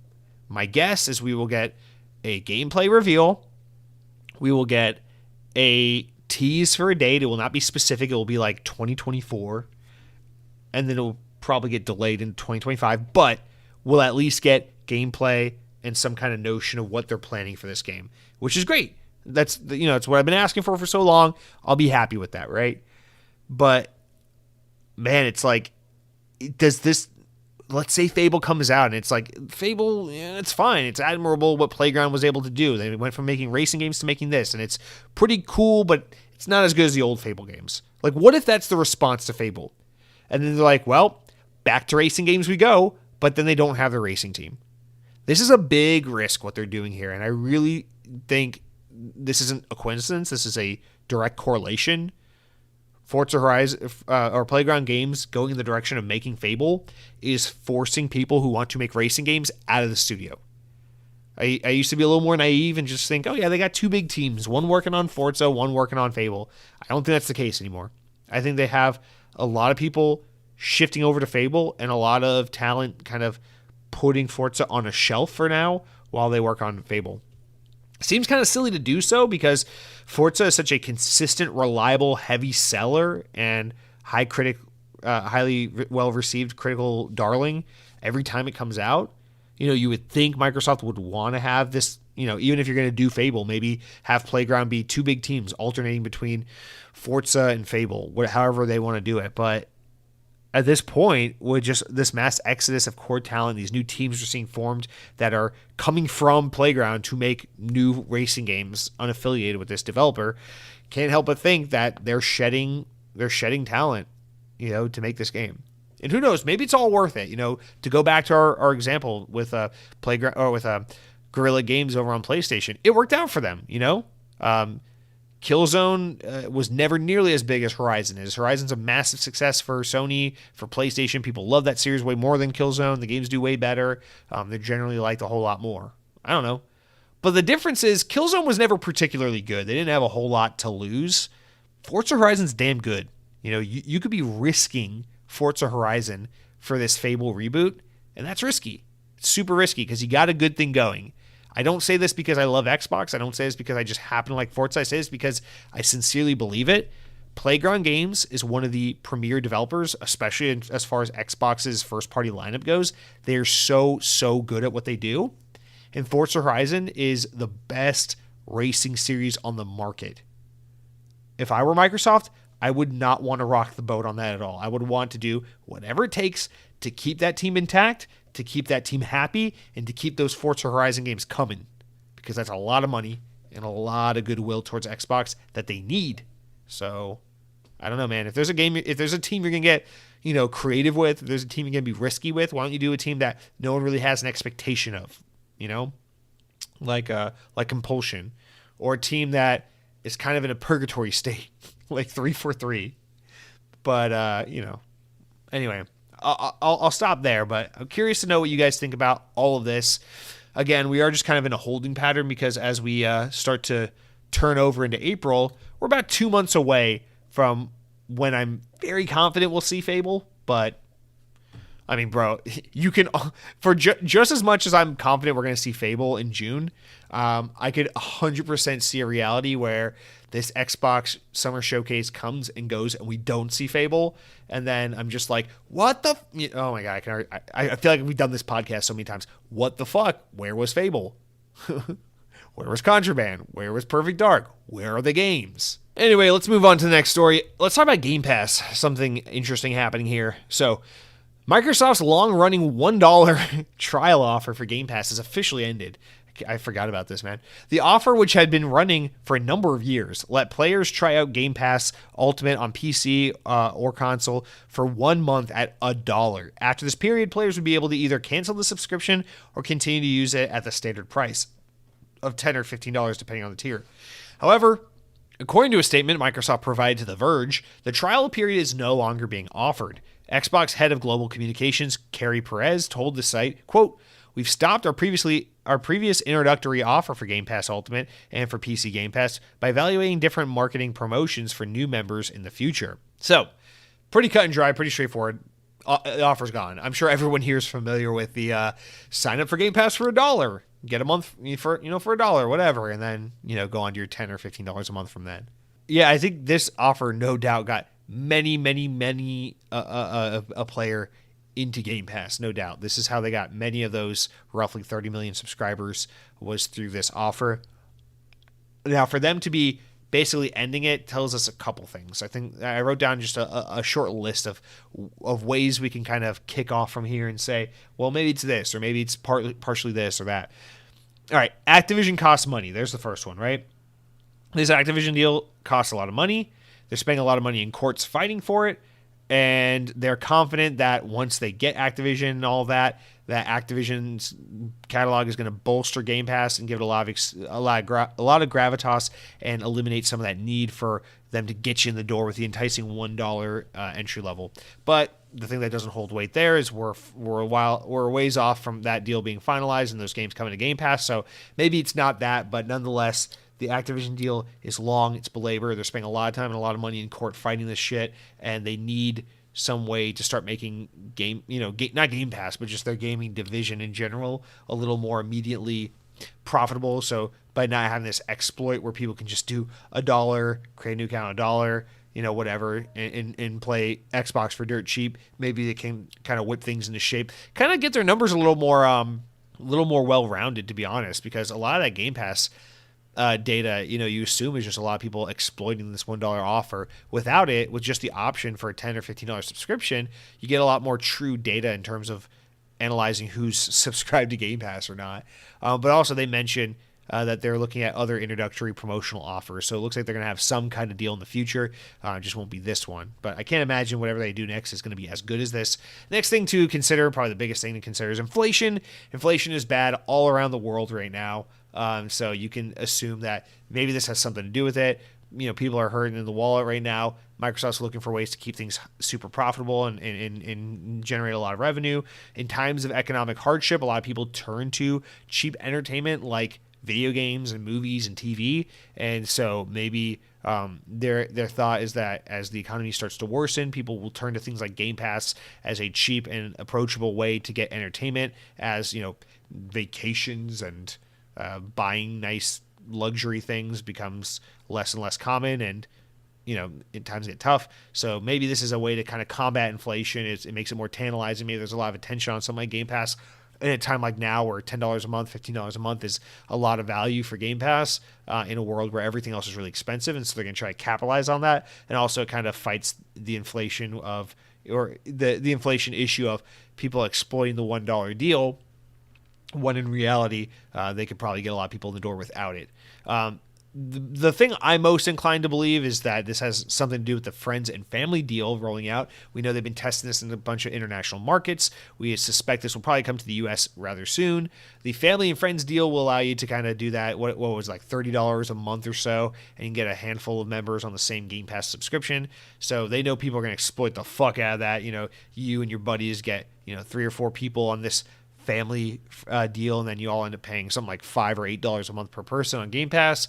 So it's pretty possible that they know that that's going to be exploited, so they're ending this promotion in an effort to try and transition into bringing that family and friends bundle deal to more markets. I think that's potentially one. And then I reiterated that thing I kind of touched on a little bit, which is just curbing that fair weather subscription count to get more accurate data, the product growing on its own merit rather than just this flashy get in the door quick and cheap kind of deal offer. As Game Pass continues to have new games, good games, and for it to just be able to kind of sell itself on the value that it offers with its catalog, and less so on this like, hey, you there, $1 gets you into Game Pass, you want to go for it? So that would kind of play up a little more, I think, if the Activision deal were finalized and they could start getting some of those games into Game Pass. I mean, you can imagine how insanely well it would do for Xbox if that deal had been finalized last year, and then this summer we were looking at Diablo 4 launching day one into Game Pass. Like, what a freaking deal that would be. You could get rid of that $1 introductory offer and still watch Game Pass subscribers grow and grow and grow because of Diablo 4. So nonetheless, we also probably expect to see that happen as Redfall and Starfield, especially Starfield, come out this year. And so that's another thing you could say, is that potentially they're trying to get that out of the way because they're expecting a lot of natural growth regardless once those games come out. I mean, come on, you'd be freaking stupid if you're Microsoft and you're going to have an opportunity for people to get in the door for $1 for the month, and they get to play Starfield in return. Play Starfield, only costs $1. This is, again, this plays into inflation and letting the catalog speak for itself and all of that. You gotta somewhat try to make your return on investment. For a game like Starfield, that's no doubt an expensive freaking game to develop. You might as well not give it away for $1, if you know what I mean. All right, we only have one more story. Nope, that's wrong. We have 2 more stories. I forgot about this one. Okay, so this next story kind of circles back to what we were talking about earlier with Japan, but now we're not talking about Activision Blizzard, thank God. We are talking about Sony versus Microsoft, kind of. Because this is in response to that deal, but what it launches off into is a separate conversation all on its own. All right, so from VGC, a number of members of Congress have accused Sony of engaging in anti-competitive behavior in Japan as at the expense of Xbox. Politico reports that Democrat Senator Maria Cantwell made this claim during a Senate Finance Committee hearing last week, calling on U.S. Trade Representatives Catherine Tai to raise an issue with Japan during trade talks. Cantwell's claim was supported by 2 letters, one from Republican members of Congress and the other from 6 Democrats, which also called on Tai and Commerce Senate Secretary Gina Raimondo to take action. The accusations being made is that Sony deliberately makes exclusivity deals with third-party publishers that are designed to ensure Xbox doesn't gain a foothold in the Japanese market. Quote, I'm told that Sony controls a monopoly of 98% of high-end gaming market, yet Japan's government has allowed Sony to engage in blatant anti-competitive conduct through exclusive deals and payments to game publishers, Cantwell said during the hearing. A side note, when they say 98% of the high-end gaming market. They're saying that because they're deliberately excluding Nintendo from the talks, because if you include Nintendo, Nintendo has the overwhelming majority, because Nintendo is significantly bigger than both Xbox and PlayStation combined in Japan. So that is why they specify by saying high-end market, because they're really trying to narrow it down to PlayStation versus Xbox and leave Nintendo out of the conversation. The corresponding Republican letter says, quote, "We understand that Sony, which holds 98% of the market, pays third-party game publishers not to make their content available on Xbox and systemically negotiates exclusivity arrangements to keep the most popular games in Japan off of Xbox." End quote. Both letters claim that by not acting on these alleged anti-competitive practices, Japan is effectively putting a U.S. company at a disadvantage. Quote, "The Japanese government's effective policy of non-prosecution when it comes to Sony appear to be serious barriers to U.S. exports with real impacts for Microsoft and many U.S. game developers and publishers that sell globally, but their earnings in Japan depressed by these practices.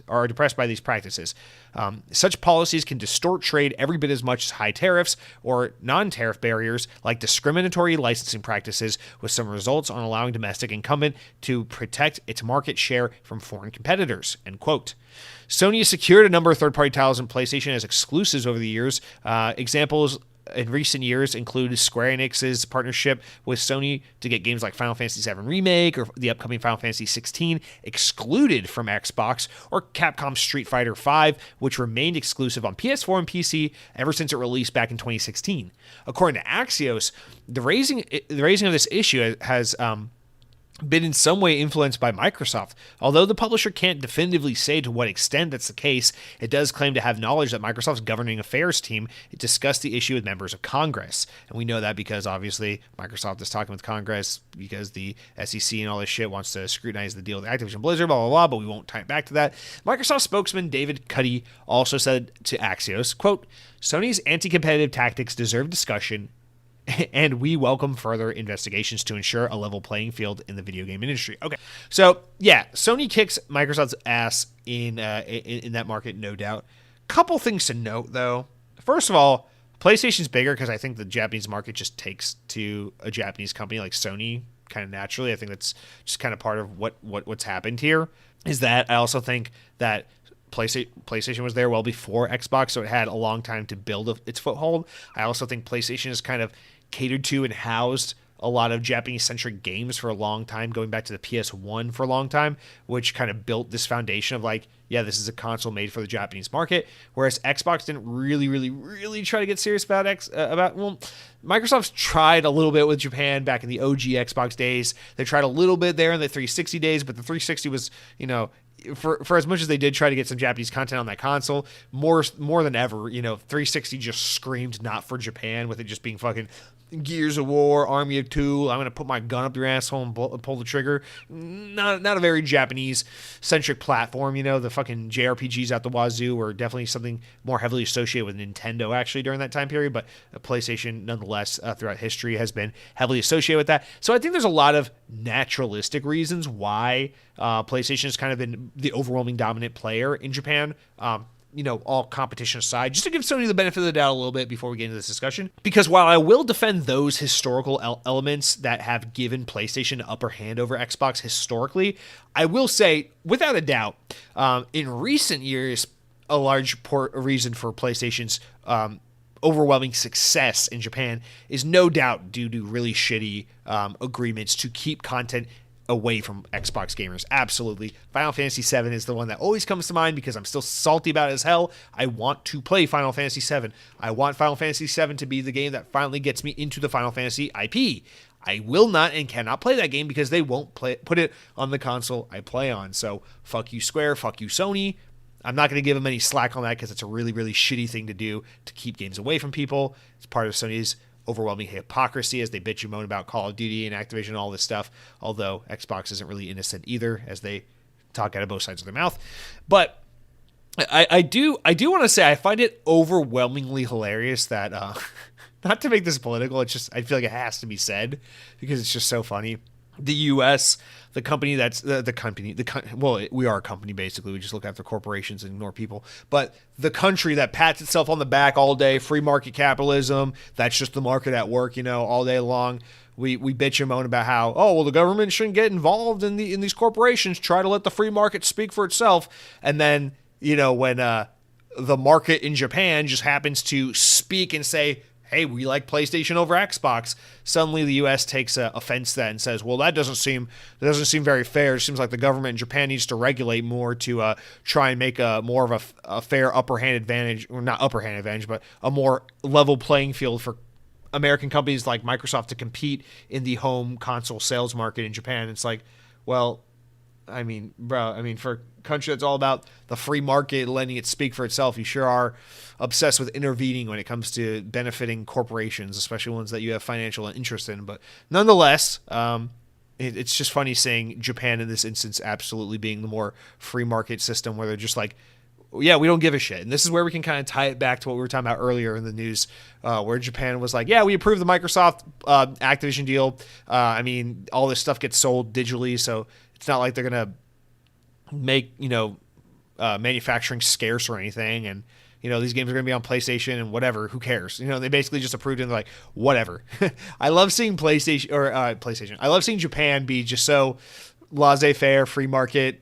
Let the companies do what they're going to do about this whole ordeal. And then the U.S. is like, it's not fair. It's not fair. We only have 2% of the market in Japan and Microsoft needs more. It's like, well, dude, yeah, no doubt some of that does fall on PlayStation. Absolutely. Slimy deals, like trying to keep Japanese games off of Xbox, definitely doesn't help Xbox in Japan. But also, Microsoft just never doing a particularly great job getting Xbox as a brand into Japan also doesn't help. Xbox has definitely made attempts throughout time on and off.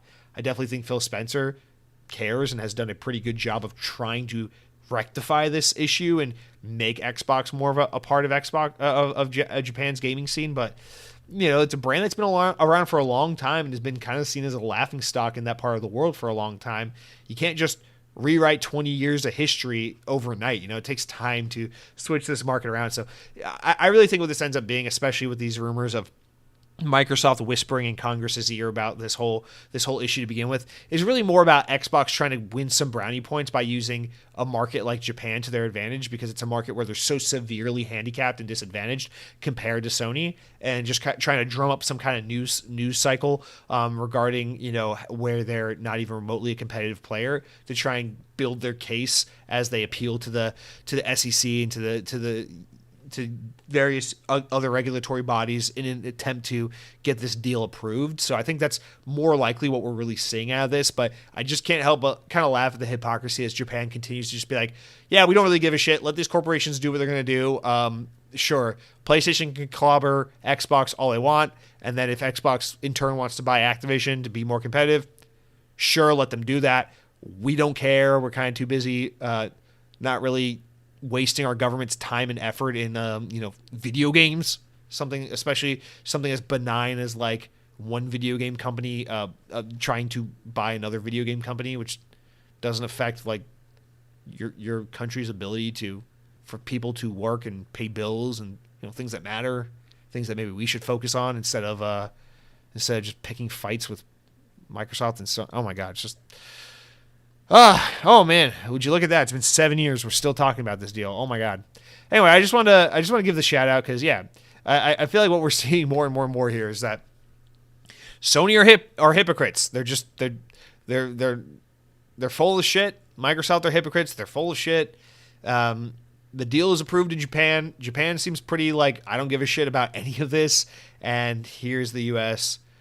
Trying to impose regulation where it doesn't really benefit anyone in any of these countries, but it absolutely matters to these corporations. So it's almost like the will of the corporations is the most important thing to the government at any given time. Shocking, I know, but well, there you go. But I really do think Xbox has a lot of potential to make up for some lost ground in the Japanese market. I think they're on track to do that. Tango Gameworks, you guys can help. Appreciate you, but it's up to Xbox ultimately to secure some really good deals. I think they have a good relationship with Sega. They should really try to get something more out of that. Honestly, they really should have been trying to work harder to get some Japanese developers or some Japanese publisher or whatever under their belt instead of just Activision. But also at the end of the day, from a pure number standpoint, Getting Activision is a huge boon for Xbox. Globally, that will make them so much money in the long run. Japanese market, not really that important. I don't think Xbox cares all that much. When we, last note before we move on, when we talk about Xbox historically struggling in Japan, it's a market we want to see them try harder in because we want those games on Xbox and we want that market to be able to enjoy Xbox. And of course, it's an opportunity to make more money for Microsoft. But at the end of the day, Japan's market is so small and insignificant in the grand scheme of the gaming industry that I don't think, if Microsoft, if it mattered that much, Microsoft would have tried 10 times harder 10, 15, 20 years ago, And we've only seen PlayStation invest deeper and deeper and further into Western markets as time has gone on, because I think even Sony, a Japanese company, kind of concedes that, Europe and North America matter a lot more than Japan, not because the people matter more, but because there's a lot more people over there and there's a lot more money to be made, and we care about chasing that dollar a lot more than in the Japanese market. So that's also a part of this. So keep that context in mind. But nonetheless, I thought that was just a really interesting story. It's fun to hear a little bit about the thinking of Japanese regulators and kind of that story between these two companies in that market, as opposed to just constantly saying the British people want to know how Call of Duty on PlayStation is going to be compromised. Oh my God. Simply put, no one gives a shit. Go back to playing Hogwarts Legacy, you little muggles. Okay? Leave Call of Duty to the big boys, okay? It's for the US. We kill people for fun here. All the time. It's our game. Stay away. All right, last story of the week. Fun one. Lighthearted one. Let's talk about Lego and talk about driving at the same goddamn time. VGC relays that Lego and 2K Games have officially announced their new driving game, Lego 2K Drive, which will release on May 19th. It's always fun when you get a game announcement with a gameplay reveal trailer and it's coming out soon. Isn't that so nice when that happens? The title is coming to Xbox One, Series S, Series X, PC via Steam and Epic Game Store, as well as other consoles. Described as an open-world game with single and multiplayer that lets players build any vehicle they'd like. At first revealed by VGC last year, the game is in development by WWE 2K developer and NBA 2K developer Visual Concepts, as part of a new line of LEGO sports games that 2K has in the works. According to 2K's announcement, LEGO 2K Drive will feature a wide open world of different biomes, races, mini-games, challenges, and collectibles. Players can build vehicles with over 1,000 unique LEGO pieces or choose ready-made ones from LEGO City, Creator, Speed Champions, and more. These are various LEGO brands that exist. Finally, 2K Drive will feature competitive multiplayer and co-op experiences. Two-player split screen will be available alongside online multiplayer. Quote, with the history of LEGO brands that the LEGO brand holds, we were very conscious of the responsibility we had with both our partners and longtime fans of Halo. Holy fuck, let's try it again. With the history the LEGO brand holds, we were very conscious of our responsibility we had to both our partners and longtime fans of LEGO play, while still thinking about how we can bring something new and unique to a LEGO title, said Greg Thomas, president of Visual Concepts. For LEGO 2K Drive, we assembled the best-in-class team of game makers who poured their hearts into an unforgettable experience, and we cannot wait to share it with fans. All right, to this, I just want to say, to set up the conversation, LEGO Skywalker Saga, the Star Wars game that came out last year, was long in development. Now, that game is made by Traveler's Tales, the developer who's long made 99% of the LEGO games. All these LEGO Star Wars, LEGO Disney this, LEGO Marvel that, LEGO Batman this, LEGO Hobbit and Lord of the Rings that, LEGO Pirates, all these games, Indiana Jones. Traveler's Tale. These guys are the guys that make them, and they've all been published by WB. So for a long time, anything you've played LEGO has basically been WB published and Traveler's Tale developed. But despite their pretty consistent stream for nearly 20 years of just churning out LEGO game, seemingly year after year, sometimes more than once a year, their most recent game, Star Wars LEGO Skywalker Saga, was in development for a long-ass time. Very expensive game to make, long development, multiple delays. Star Wars license is not cheap, a very, very expensive license to work with. And you got to wonder if LEGO is looking at kind of the relationship they have that's been almost exclusively with WB and Traveler's Tale for so long, that they might be going, listen, we work with a lot of licenses these days, especially with Disney. And these licenses are expensive. They cost LEGO a lot of money to use. And then we rely solely on like one development and one publishing partner. and it's just not a very good way to diversify your portfolio and ensure that your business is healthy and diverse. So I think what's happening here is Lego has been scouring the market saying, we like Traverse Tower, we like WB, we like what they do, and we'll continue to work with them. But we're looking for other players we can get in bed with, and that's where 2K comes up, and this game kind of came to be known. So I wonder if Lego's maybe hurting or trying to just diversify their brand in order to stay resilient and stay on top, as they continue to rely on popular IP to kind of sell Lego as opposed to really cool Lego games. So I think this has a lot to do with that.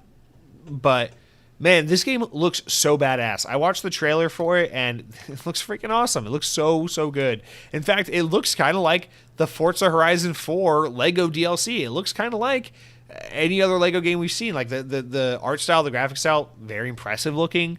And what's notable is, Visual Concepts. This is a developer that makes wrestling games and basketball games. Like they don't make Lego. They don't make cartoony things. They don't make racing. So this is all new for them in all those respects. So tons and tons of untreaded territory for this developer. I'll say where there is similarity is that, these WWE and NBA games have lots of building and customization mechanics built into them. I know a lot of what's fun about these games is creating your own basketball or wrestling star and kind of all the camaraderie and fun that can come out of the creative and building aspects of those games. And even though it's not 100% what Lego's about, because Lego, it's not about customizing your Lego, it's about building show Legos. I think the spirit is somewhat there if you want to kind of, pull at straws to build an argument here. But no doubt, this kind of in the way Playground Games shifting from Forza to Fable is just a big departure.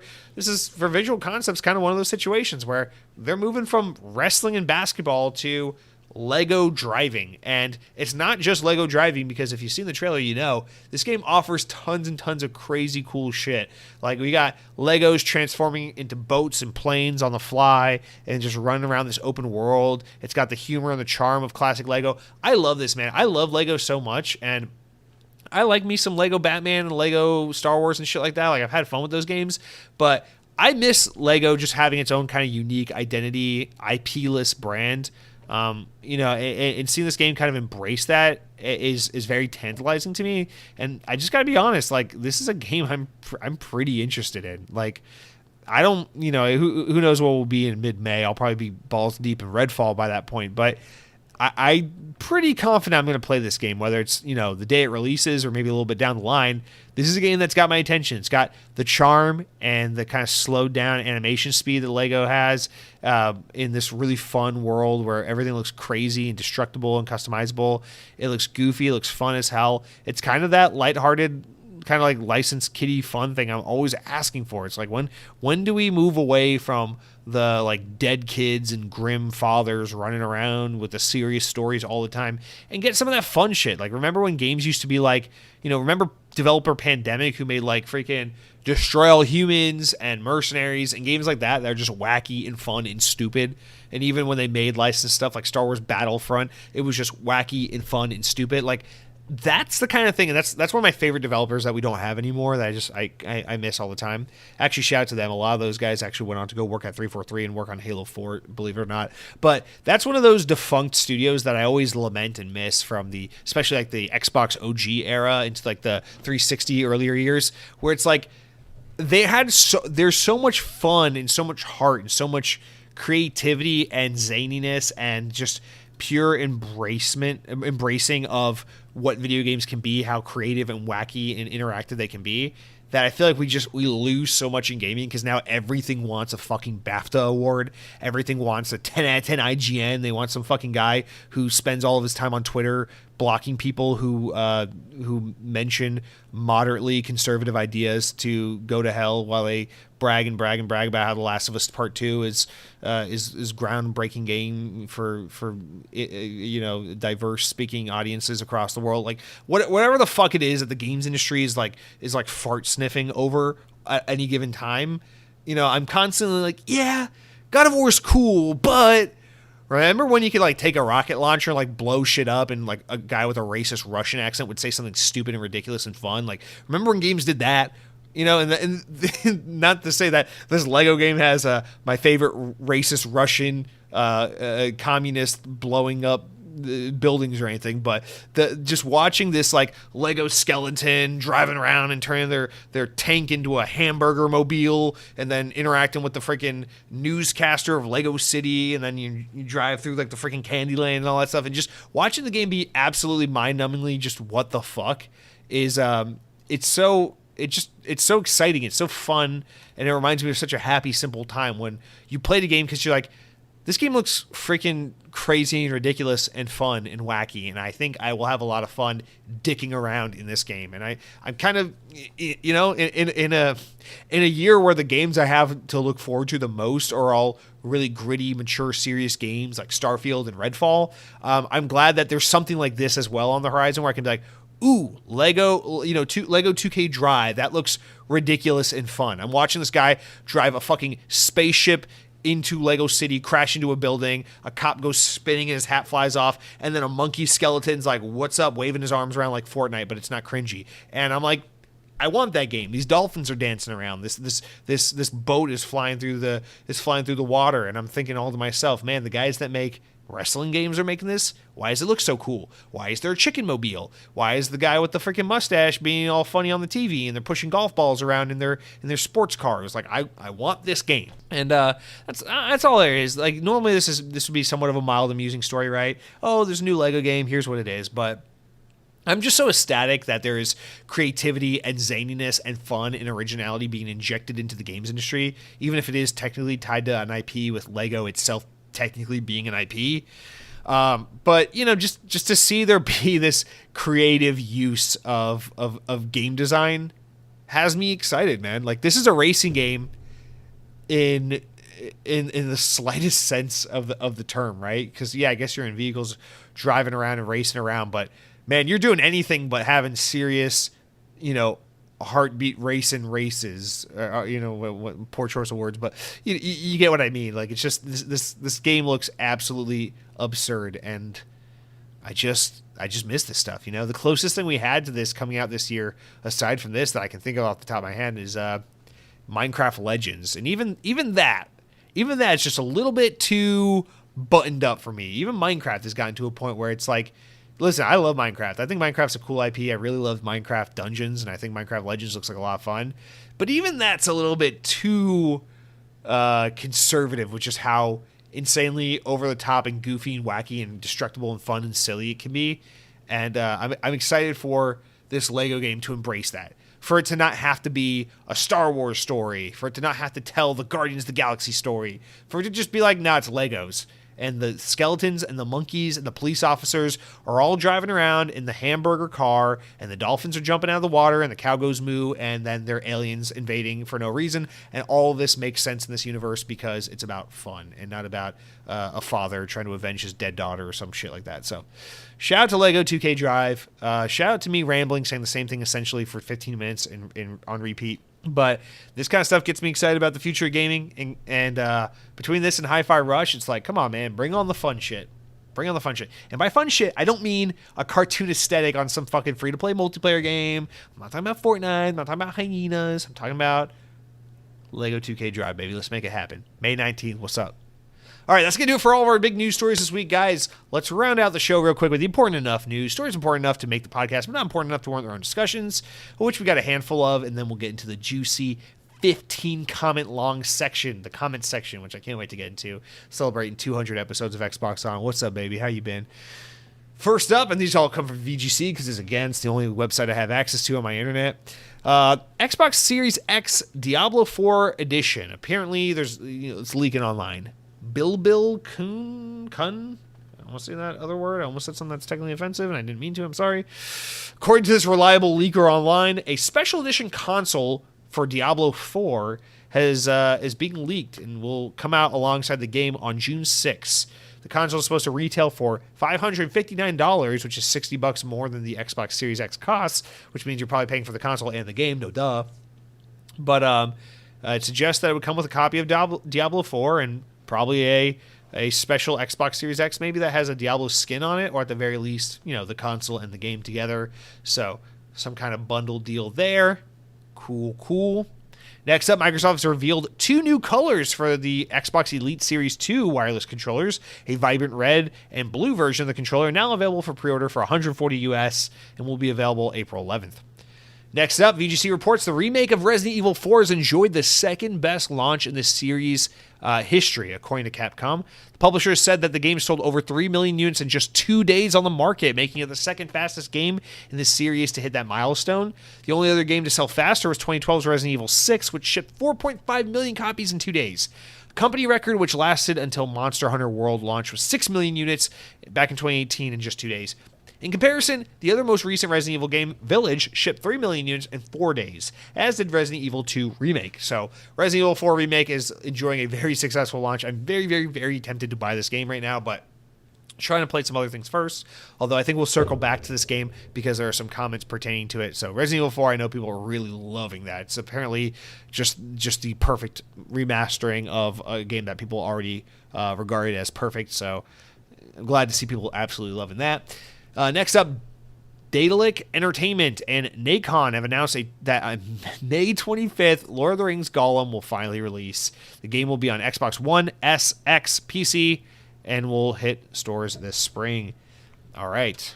Next up, Atari has entered an agreement to acquire a retro remaster specialist, Night Dive Studios. The deal, which is expected to be complete in April, will see Atari acquire for $10 million in cash and will be held in Atari shares. Night Dive was founded in 2012 by former Sony Online Entertainment artists Steven and Alex Kick after Steven bought an old copy of a System Shock 2 and realized that in 1999 the game didn't work on his computer.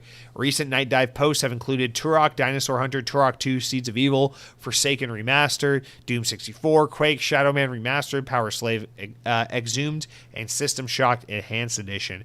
The team is currently working on a remaster of System Shock 2, Rise of the Triad, and SIN. Alrighty, next up. It appears the first in-game screenshots for Avatar Frontiers of Pandora has leaked. Twitter user ScriptLeaksR6, who usually leaks upcoming content in Ubisoft's Rainbow Six series, has now tweeted an image from the publisher's upcoming Avatar game.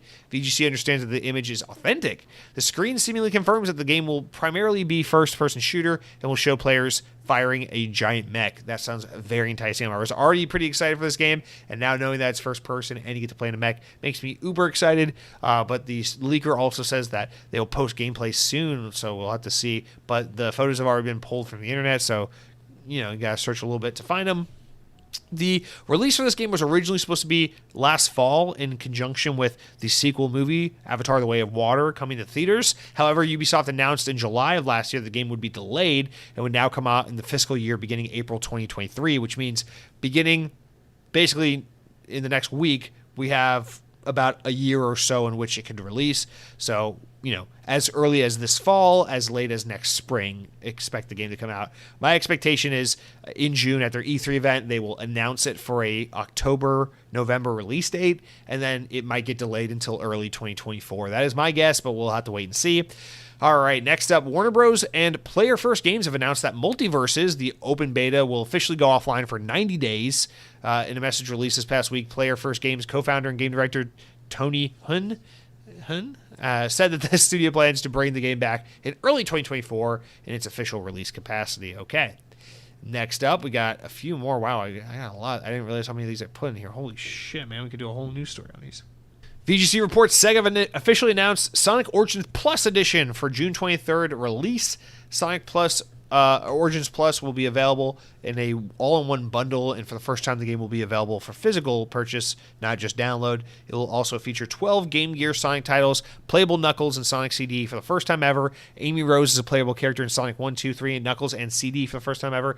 This pack also includes previously released add-on content, extreme missions, mirror mode, new characters, animations, and additional background music. The upgrade can be had for only $10 for people who already own Sonic Origins, but as a complete package bundle for those who don't own it, it will run you $40 US, physical or digital. Okay. Next up, Ubisoft has appointed game designer Katie Scott as VP of Editorial based in Vancouver. Scott was the latest addition to Ubisoft's Global Creative Office, which launched in October 2022. But in her new role, Scott will be responsible for ensuring alignment between Ubisoft's world, production team, and overall editorial strategy. Back in the day, she worked on Gears of War when she was at Xbox's team, The Coalition. And then she worked on FIFA with EA for a little while before moving on to Ubisoft. And finally, lastly, here we go. VGC reports prominent video game writer Chris Avellone has settled a lawsuit against two women who publicly accused him of sexual misconduct and claimed he's been awarded a 7-figure payment.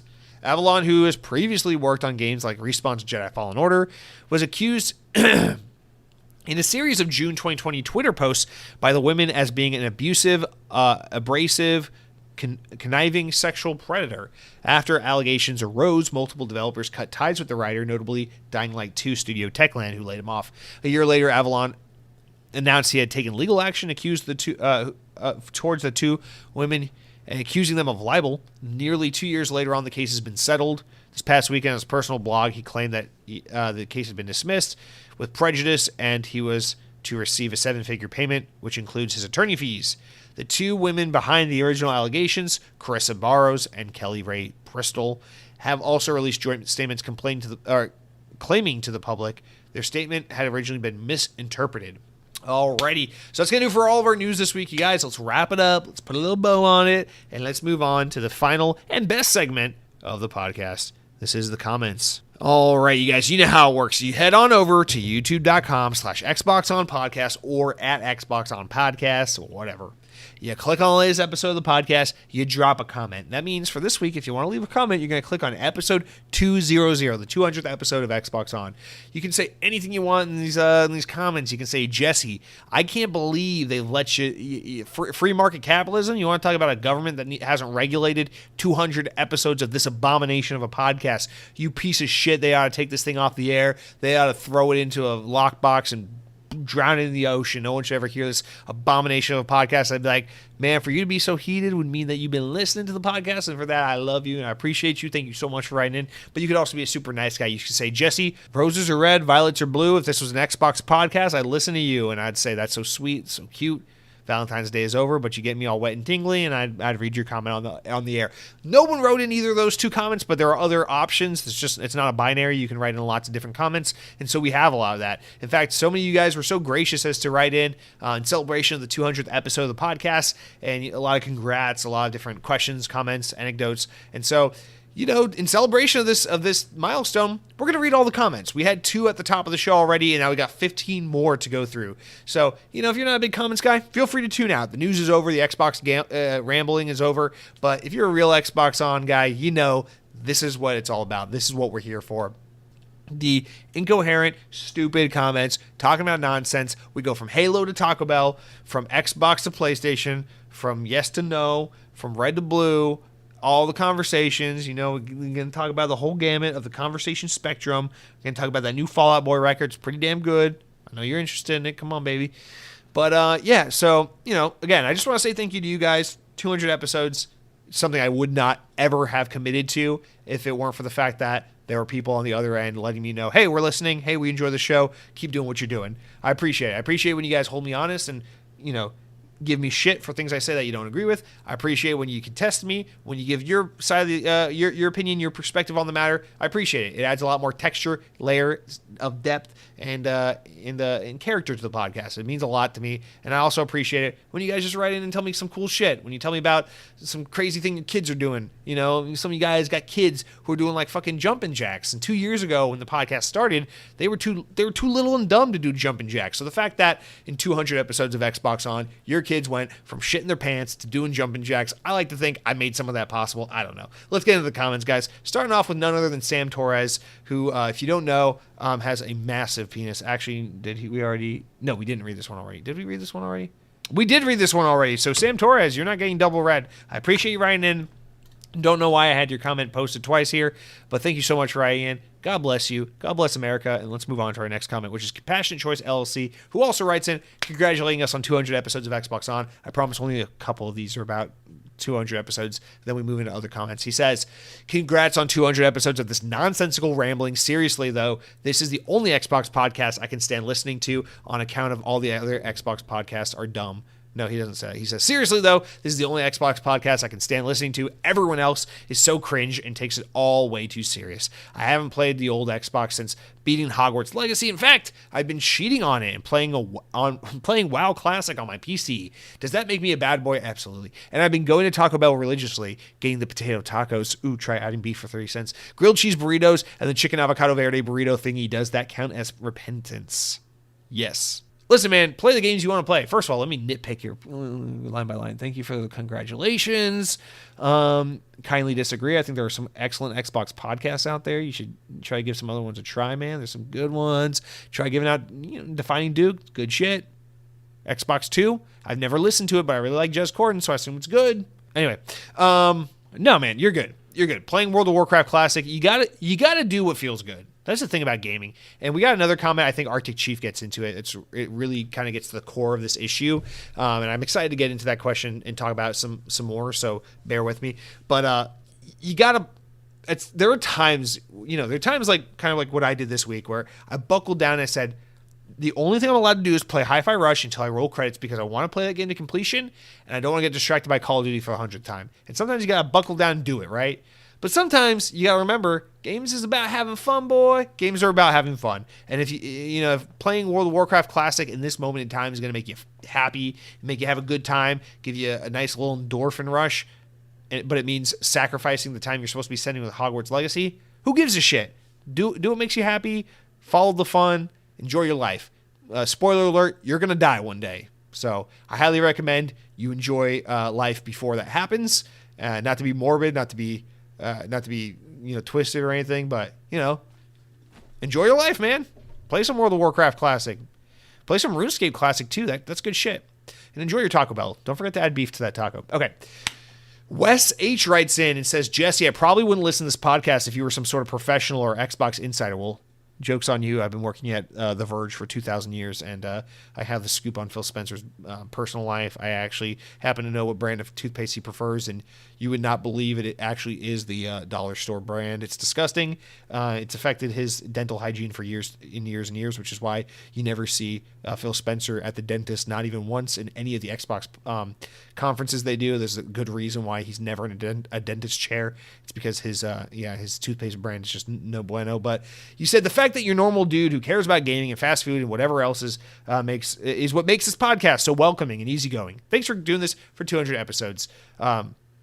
Stop there for a second. Appreciate that, Wes. That's sincere, and I genuinely thank you. I'm glad there's a market of people who want to listen to an Xbox podcast where they don't actually learn anything. They just feel entertained. So thank you. Appreciate it. Genuinely. He said, secondly, getting a fortune. Here we go. I needed someone to start this conversation. We're talking about fortune cookies. We brought it up last week. I asked, who the hell's eating these things? I know I am, but I feel like no one else ever is. And now you get into the core of the issue here. You said, secondly, getting the fortune cookies. It's always a good time. Not only have I read aloud every single fortune I've ever gotten, but whoever I'm with always proceeds to read me theirs. Talk about party starters. Tastes horrible, though. No, Wes, I think that is all there is to say about fortune cookies, quite honestly. It's exactly right. They don't taste good, although I will say I've eaten so many of them over the years that I feel like it's like a good bad, where like I know I don't like the taste, but I kind of like eating it at the same time. But they're not particularly good, but it is. You're right. It's fun. It's like it's like you got the fortune cookie. You're like, you have a small penis and everyone hates you. And then you flip it around. It's like 18, 21, 36, 4, and 8. And you're like, okay, cool. And someone's like, oh, you got that one? I got the one that says, everyone you ever loved hates you and you were a mistake. Your parents said so. And you're like, oh, cool. What are your lotto numbers? It's like, doesn't matter. I'm not going to play the lottery. So it's always fun. It is a conversation starter. It is fun to compare fortunes. I like that they're always worded in such a way that it feels like it's applicable to everyone, but at the same time, it's just some placebo psychological effect. But yeah, shout out to the fortune cookie. It's the fun communal aspect of eating Chinese takeout. Tim R writes in next and says, I 100% eat the fortune cookie. I know it's not very sweet. It has a little bit of sweetness to it, right? But it's kind of a palate cleanser and a nice way to wrap up a meal. Enjoy them as long as they're not stale. That is true. It is a nice little palate cleanser after you eat something with so much sodium. I would never pay for one, especially outside the restaurant, though. So maybe it's more of an experience than anything else, like shaved ice at the rodeo. I gotta be honest, I've never been to a rodeo. I meant to. I used to have a friend that did barrel racing, and I never was a good friend and supported her by going out to see her. So shame on me, but I always meant to do that. So maybe I would have, maybe if I had been a good friend and gone out and seen my friend do barrel racing all throughout the many, many years she asked me to come see her do that, maybe I would have known that shaved ice is a staple of going to the rodeo, but I never went, so I never learned that. So I'm just now being told that shaved ice is a thing you do. You know, Cracker Jacks at the baseball game, shaved ice at the rodeo, fortune cookies at the Chinese restaurant, pass and go and collecting $200. These are just the givens of life, you know. Life, death, taxes, and fortune cookies after a good Chinese meal. I love it. Tim R., thank you for writing in. I agree. I like the palate cleansing thing because you're right. There is something that's kind of like neutral about eating. It's like eating a little bit of cardboard, right? It's like, okay, now I don't taste all the fucking duck sauce or freaking sweet and sour or whatever the hell it is in my mouth. I just taste cardboard. It's nice and neutral. All right, Arctic Chief. Arctic Chief wrote in twice this week because he's twice the man you'll ever be, and I don't know who I'm referring to when I say that, but he wrote in twice, and for some reason I put his comments in reverse, so we're going to read his second comment first, his first comment later on in the comments section, and I don't think anyone really cares I'm telling you this, but I'm telling you it nonetheless because I want you to have an understanding of why I do what I do, because one day when you're older, you'll understand why. I 100% agree. He says, I'd 100% agree with everyone here too. I love listening to the podcast because you're honest about it. Not always picking Team Green because you're an Xbox on. You're giving your opinions about things, whether they're pro Xbox or not. I enjoy that. I also enjoy other banter about food and movies we get to talk about. Now I forgot to mention some things about the book I wrote earlier. So, I'm pretty excited for Starfield. I still play Skyrim to this day, but I put way too many hours into it, but I'm proud of them all. I wanted you to know that my daughter is currently obsessed with Sonic and Tails. I've watched Sonic 2, the movie, every day for a month. I'd rather not. I've watched Sonic 2, the movie, every day for a month, I'd say. Not just once a day either. Credits roll, she rewinds, the damn thing gets started, the whole movie's memorized. Fortune cookies, hell yeah.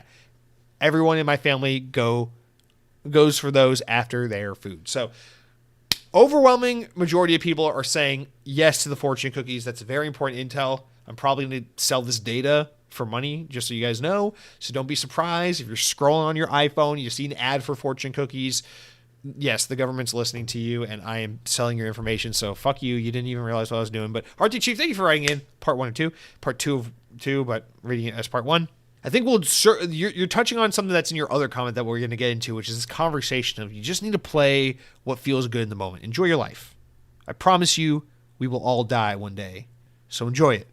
Starfield, you probably play a lot. Skyrim, you're still playing it more than 10 years later. But if it feels good, why wouldn't you? To your daughter, shout out. You're raising her right. She's a good kid. Think about it like this. There are kids that exist in this world who want to watch Coco Melon all day, every day. You might not love, and you're not shit talking it, so all due respect. You're not saying anything bad. You're just stating facts. You're watching Sonic 2 all day, every day because she keeps watching it over and over again. There are kids in this world who want to watch Coco Melon all day, every day, Baby Shark, telling lies, all that shit. And those parents, the fact that they have brains not blown out of their skulls is a miracle. So what you need to do is thank the dear Lord that your daughter's watching Sonic 2 every day on endless repeat and not that atrocious, horrible CGI monstrosity. Blessings can come in disguise. I think you know what this is. You're also raising her right, so there's probably a good chance your daughter's going to go on to cure cancer or something because they say there's a direct correlation between people who grow up really into Sonic the Hedgehog and people who go on to do greatness. If I'm not mistaken, Gandhi always said, I don't prefer technology, but when I do, Sonic 2 on the Sega Genesis is goated. Let's LFG boys, something like that. That was one of his quotes. But anyway, thank you for writing in. Arctic Chief, you're awesome. You have one of the cooler YouTube pictures, which means your profile picture is cool. You got the freaking sword. You're a chief. You're a knight. You're Master Chief, but you're also Shovel Knight or Link or something. I don't know. Looks badass. Let's talk about Wolong Fallen Dynasty, the OG commenter, the one who started it all, Dead Captain James, who in fact is neither dead nor captain. I fact-checked this. says, I finally finished Wolong Fallen Dynasty twice. The game is amazing in my honest opinion. It's the most fun I've had playing a game since Elden Ring. Highly recommend anyone who likes melee games at least try it. Dead Captain James, thank you for writing in about this because I absolutely, without a doubt, 100%, I think, forgot to mention this the week after Wolong Fallen Dynasty came out, but I played this game. First of all, glad to see you're loving it. Good recommendation. As someone who doesn't have experience with Souls-like games or Elden Ring, I think you're right. This is a game that people should absolutely give a try. Not only because it's super accessible because it's on Game Pass, but because I think this game being a little more fast-paced and everything makes it a little more accessible to people who aren't entirely enveloped in this genre. It might be a little more palatable for people who are newer to these kinds of games. So, good recommendation. I agree. I played this game the week it came out. I downloaded it. I was like, I'm hell-bent on trying to find one of these games that I can connect with. And I gotta be honest, I played the first 30 minutes of the game, and I was like, bro, I think they finally cracked it. I think I finally found one of these Neo Souls-like games that I like. Wolong is pretty good. It feels so good.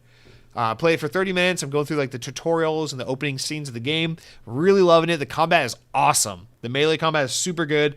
The movement feels really good. Being able to jump around little platforms and perch on things and jump down. And I liked what I played for 30 minutes. Then you come into your first boss encounter. Now, first thing that happened is I died 10 times in a row real fast.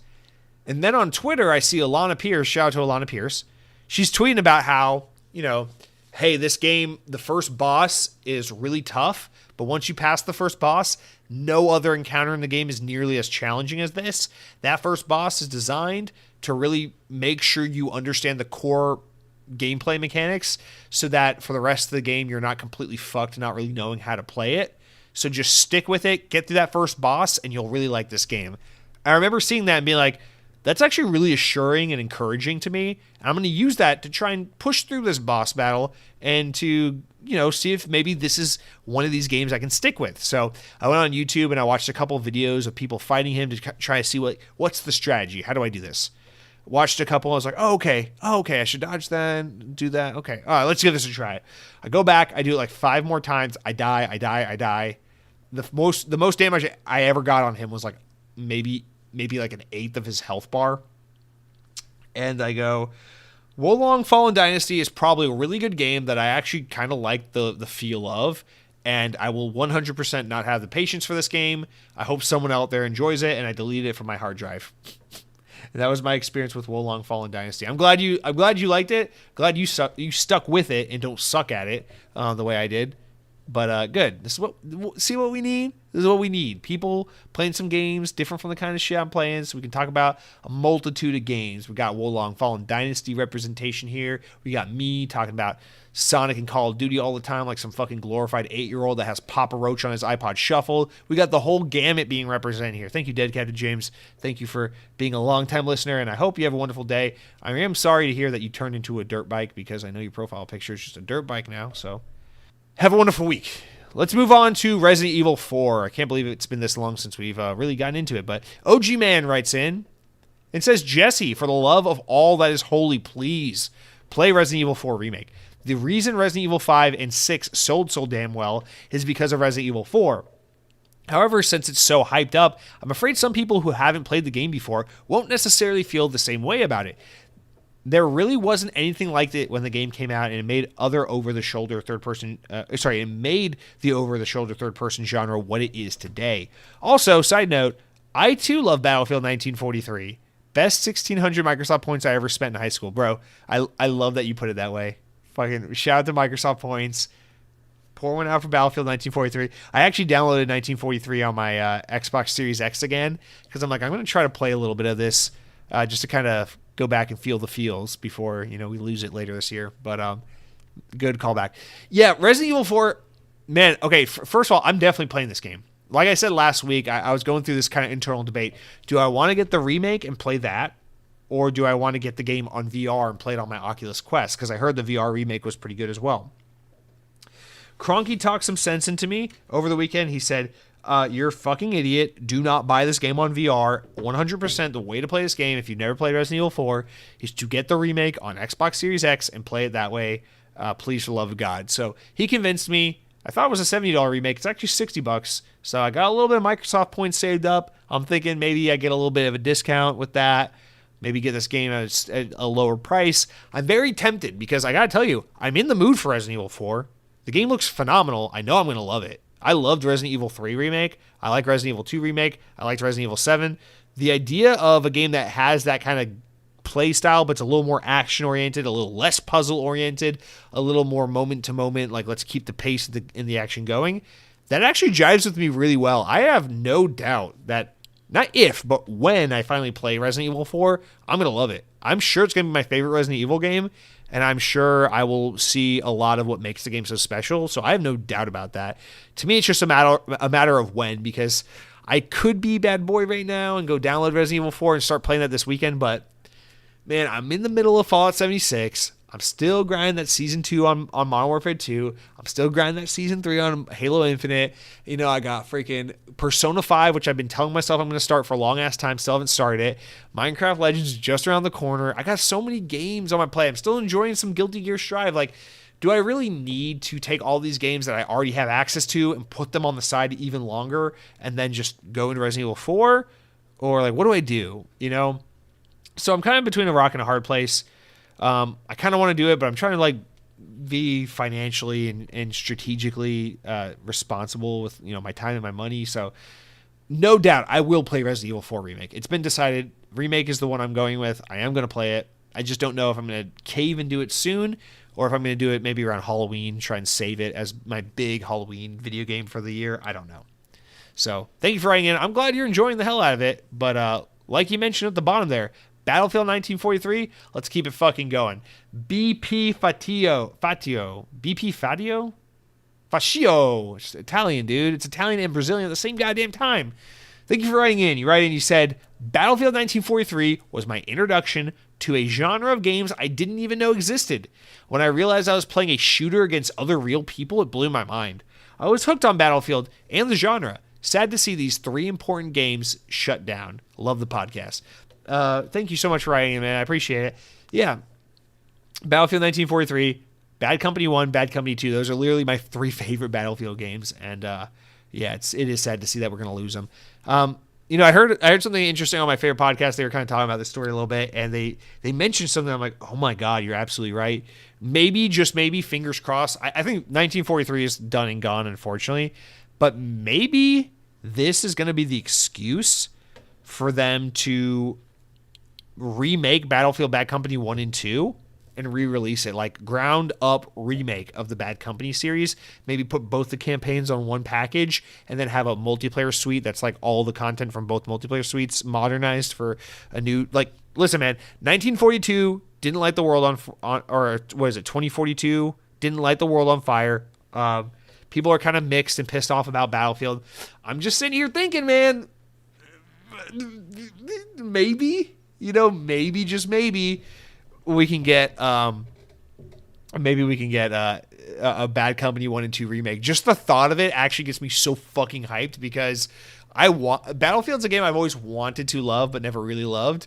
But this makes me want to love Battlefield, just thinking about the idea of a modernized, remade bundle of both Bad Company games. The best Battlefield games, man. And listen, I love Battlefield 3. I like Battlefield 1. I think 2042 is actually pretty good. From the 10 hours or so I spent with the game, my reaction was, what the hell is everybody smoking? This game's actually pretty good. I wasn't experiencing many issues at all when I played it. But, oh my God, dude. Bad Company 1 and 2, there's nothing like it. Nothing like it. So let's bring it back, baby. I'm all for it. You got me excited, man. Thinking about the good old times. And with that said, let's circle back to Arctic Chief, who has a little bit to say about Battlefield, has a little bit to say about everything else. He's got a long comment here, but you know what? We're 200 episodes into Xbox On, so I don't think we need to cut it short. Let's indulge for this special occasion. Let's fucking go. Arctic Chief says, "Hey, look, finally remember to get my comment in on the podcast. Happy 200th episode, Jesse." When you read this aloud, anyway. I apologize ahead of time for I'm about to write a book here. I've been watching the streams on a separate account last few weeks because I haven't gotten I got a new phone. Congrats! A little while back, and and as much as I love two-step authentication, it really stumped me this time. I got locked out of almost all my accounts due to them being linked to my other phone. Felt like I had to jump through hoops. Blah blah blah blah blah blah. I love it. But I am here as a fan of Battlefield experiences go. I really only ever played Battlefield 3 and 4. Battlefield 3 is my favorite. I spent way too much time on there. I even bought a PS3 and another copy of the game just because one of my friends didn't have an Xbox. I didn't want him to be left out always playing alone during game nights. A little side note, a little pause there. It's so funny you say that. Battlefield, for some reason, I have a weird PlayStation experience with Battlefield. I tried to play Xbox as much as possible with Battlefield. I played all 360 games that way, except for Battlefield 3. For some reason, same here. I played Battlefield 3 on PS3 instead of my Xbox because a couple of friends had Battlefield 3 on PlayStation instead of Xbox. So I was like, you know what? I guess I'll get Battlefield 3 on PlayStation 3. And I played it there because I remember I was like, whatever. I'll play Call of Duty with my main game with my main boys, Call of Duty, Xbox, whatever. But I got Battlefield 3 on PlayStation, and I for some reason I'll never forget that. But Battlefield 3 fucking rocks. That game is really good. It's not as good as Bad Company 1 and 2, but it is a damn good Battlefield game, no doubt. But yeah, that same experience happened to me again when Battlefield 1 came out, where I was going to play with a couple of coworkers at the time, and they were all playing it on PS4. I remember being so pissed because I was really excited for Battlefield 1, and by that point, dude, by 2016, I was so far up just Xbox's ass, I didn't want to play PS4 if I didn't have to. So when a game like Battlefield 1 came out, I was like, fuck, I gotta play this on PlayStation. My PlayStation is my console for just PlayStation games. So I remember just being like, why the fuck is it always Battlefield? I gotta play it on PlayStation for some reason. But nonetheless, completely unnecessary non sequitur. Nonetheless, both those games are excellent, and they were great on PlayStation. But yeah, just funny anecdotes. Funny how we had that same experience, kind of. As far as my gaming has been going, it's been slim. I've been held up at work more than normal, which has limited my gaming, of course, but here's the scoop. I want to play Destiny Lightfall because I love Destiny, and I want to experience the story. I haven't started it yet. A guy at work has been playing Jedi Fallen Order, which made me think, oh yeah, I never beat that either. So I downloaded that to try and beat it before the new one comes out next month. Except then I saw the Kingdom Hearts games just went on sale for like $25 for all of them. So I got really nostalgic and bought them, and have been playing through those games every little bit of time I can find to game. I almost forgot to mention that I've been occasionally on Monster Hunter Rise with a couple of friends trying to raise our HR in time for Sunbreak DLC in April. I think an episode or two ago you asked what we were excited to play this year, and I quickly said Zelda Tears of the Kingdom. Is it Tears of the Kingdom? That is it, right? In May, and Mega Man Battle Network in April. Feel free to paraphrase this comment for time's sake. No. We read the whole thing, man. It's episode 200. We read the whole thing. This is the fucking Snyder cut of Xbox On. No one gives a shit. We got time for everything. I love this comment so much because whether you mean to say this or not, just this kind of train of thought you got going on here where you're like, oh, I meant to play this, but then this came out, and then I got distracted by this, and then this was on sale, and then my friends asked if we could play this, but I got to grind this because the DLC comes out, and I'm really excited about these two games. It reminds me kind of what I'm going through. It's like, I want to play Resident Evil 4, but dude, just talking about Battlefield right now, I got to tell you, in the back of my mind while I'm trying to read the comments and talk on the podcast, right now, the only thing going on in my brain is like, I think I'm going to download Battlefield 2042 on either my PC or my Xbox tonight. I haven't decided which one, but I want to play some Battlefield 20 because it's the same thing, dude. It's like you got your mindset on like, listen, I spent the money on this game, I gotta play this game, or like, hey, I told myself I was gonna finish this story mode before I move on to something else. But the thing is, it's like, dude, gaming's our hobby. It's like, that's kind of like where a lot of us are, right? It's like, it's our hobby. It's our thing that excites us. So it's easy, life can be a little mundane. You got to do your adult stuff. You got to be responsible. But then like you hear a podcast and like, oh yeah, the new Resident Evil 4, it's so badass. This, and this. You're like, fuck, I want to play Resident Evil 4. And then you get home and you see on your dashboard like the little logo for fucking Kingdom Hearts, and you're like, now I'm feeling nostalgic. Now I gotta go play Kingdom Hearts. But then your friends are texting you, you're just like, bro, we're all on Monster Hunter, get online, we're playing. And you're like, of course I want to spend some time with my friends. I gotta catch up with them. I need to socialize, a healthy, balanced life, whatnot. And that's the plight of modern gaming, right? It's like, you want to do it all. There's not enough time. We are well past the point, especially if you're an adult. If I feel for the kids, they're struggling, they're waiting for birthday or Christmas to get some money to get a game, whatever. But especially for, the adults, it's like we're at the point where Money's not the issue. There are so many ways. Gaming is already relatively affordable and accessible, but now more than ever with like Humble Bundle and Game Pass and all this shit and constant sales, there's no shortage of ways to access games for dirt cheap and play lots and lots of games. The problem is time. It's time and energy. You get home from work, you're excited to finally play some games. You got to do the dishes or some laundry or cook dinner, put the kids to bed. God bless you fucking guys out there that got kids on top of all this stuff. You got to do all this stuff, and then you finally get the chance to play games. You're either too tired to do it or you ran out of time, and now it's time to reset for the next day. You finally get some alone time, and then all of a sudden your buddies are asking to play, and you're like, of course I want to play with my buddies. I haven't seen those guys in so long. That's the gripe, man. That is, or not the gripe, but the plight rather, is just never enough time, never enough energy. The games are there, the access is there. Fucking who gives a shit about Game Pass and what games they're adding right now? I don't care. I got a million games I already have access to that I will never find enough time to play.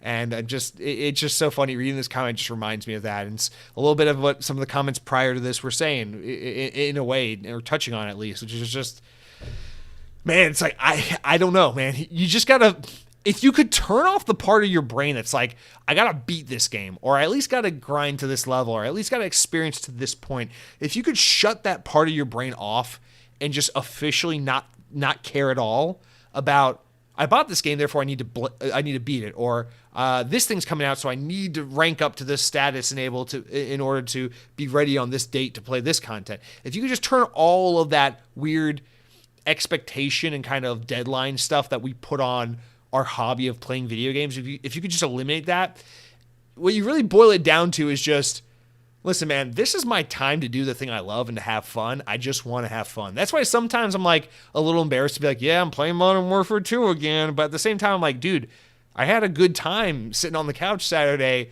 listening to my favorite podcast playing Call of Duty. Because like, even though it's like, I know I should probably be playing this, and this right now, which just came out, I'm having a good time playing Call of Duty. And it's like, again, it's the thing I keep saying. It's like, we're all going to die one day, man. You got to enjoy your games while you got them, because you can't do it forever. And the whole point of the hobby is to have fun, to enjoy it. So like, I don't know, man, maybe sometimes it's a little frustrating because your gameplay habits are schizophrenic. It's like, I wanted to play this one game and I ended up putting an hour into 7 games instead of 7 hours into one game.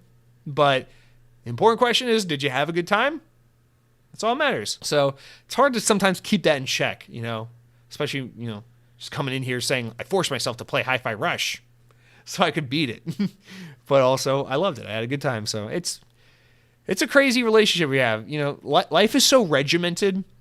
We're so built into having to be structured, right? It's like, I can't go to work and be like, oh man, I have 7 different tasks I got to do, but I don't know, I'm kind of feeling like doing this one right now. And it's like, I should be doing that task, but I don't feel like it. I'll just tell my boss, maybe some other time I'll get to it, because you can't do that in life. You got to fucking change the kid's diaper. You got to get the email sent to the guy. You got to do the thing. You got to be at work at a certain time. Like there are deadlines and things we have to adhere to. And it's structurally ingrained into us as humans, as adults, as people who have responsibilities and things we got to get done, that it's hard not to bring those habits and that sensibility into our free time and into the things we enjoy doing. And so it's like, that stuff that makes sense in my day-to-day life is poisoning video game time. Because at the end of the day, like, I want to play Resident Evil 4. I'm embarrassed to say, I know it's a bona fide classic. I know it's like everyone's got to play Resident Evil 4. I haven't played it, dude. I've been surrounded by brothers all my life who have played Resident Evil 4 time and time again, ever since the GameCube, bragging about what a great game it is. I know, I've been exposed to that game for 20 years or whatever it's been, 15, 20 years. But I never played it. And I want to play it, and I hope I play it someday, but at the same time, it's like, it doesn't matter if I never play Resident Evil 4, because at the end of the day, I'm going to play something, and I'm probably going to enjoy it. And you know what? It might be Call of Duty. So, suck it, losers. All right, speaking of family, speaking of brothers who played Resident Evil 4 while I did not, Cronky writes in with a good point. He says, I don't really understand how the CMA makes its decisions. Seems to me that they should be considering market share and how this will impact future market share. Instead, they're focusing on how companies and individuals feel about the deal. They had people write in and keep publishing responses from private companies. I like to think that the opinions don't impact whether or not we apply the law in the US. Probably wishful thinking, but damn, they don't even hide it with the CMA. This is an interesting point. I mean, I guess it's like, what they want to do is, I think you're misinterpreting the intention of why they did that. When last week we talked about how they solicited feedback from other companies anonymously in the industry to see how they feel about the acquisition. And I don't think the point was, well, how do other people feel about this to realize whether or not it's ethical? I think it's coming from the standpoint of like, hey, we're a bunch of ignorant bastards who run a government organization and we don't play video games or know jack shit about this stuff. So let's defer to the experts to see kind of where their heads are at, because it might give us some kind of understanding or help us better to be equipped with the proper knowledge in order to make a legal assessment as to whether or not this is anti-competitive or not. That's kind of how I interpret the need for that exercise, although I understand what you're saying, and I do think kind of on how it can be interpreted the way you're kind of interpreting it. Because it's like, it would be fucked if the U.S. government's just like, well, let's ask 7 pharmaceutical companies and the Coca-Cola company what they think about Microsoft acquiring Activision Blizzard and if that is a monopoly or unfair competition. And it's just like, well, who really gives a shit what the fuck those guys think? But that's not really what it is. It's like they're asking specific companies that in some way are relevant to this deal to kind of get further understanding. And in fact, we don't see that happen in the U.S. If you've been following, the hard not to follow TikTok thing that's going on right now, all the memes and jokes coming out of it, which is how insanely ignorant our politicians are trying to question the CEO of TikTok and to ascertain this information that they're clearly unequipped to learn about, to know about, to have proper conversations on, because they're just a bunch of old farts who don't know jack shit about computers or social media or apps. It's much the same thing here in the States, where it's just a bunch of old fucking white men that just wish Reagan never died, and they're just gonna ask stupid questions like, well, if Microsoft buys Activision, can Call of Duty spy on me? Can Call of Duty try to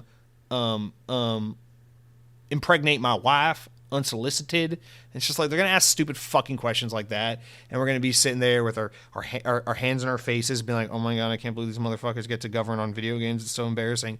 But I don't know, to me, for as much as I think the CMA has been obnoxious as hell throughout this whole process, and I personally don't give a shit about them or their approval, because lol, we don't need you. No offense to our friends in the UK, love you all, enjoy your beans on toast. But I don't know. It's like, I actually appreciate what I interpret as this intention of, let's defer to these experts to see what they have to say on the matter. So that's how I saw the CMA's, employment of that exercise. Although I do see what you're coming from, and I could be completely wrong. So who knows? Sam Torres actually responded to you and said, yes, the Country Music Awards don't work like that.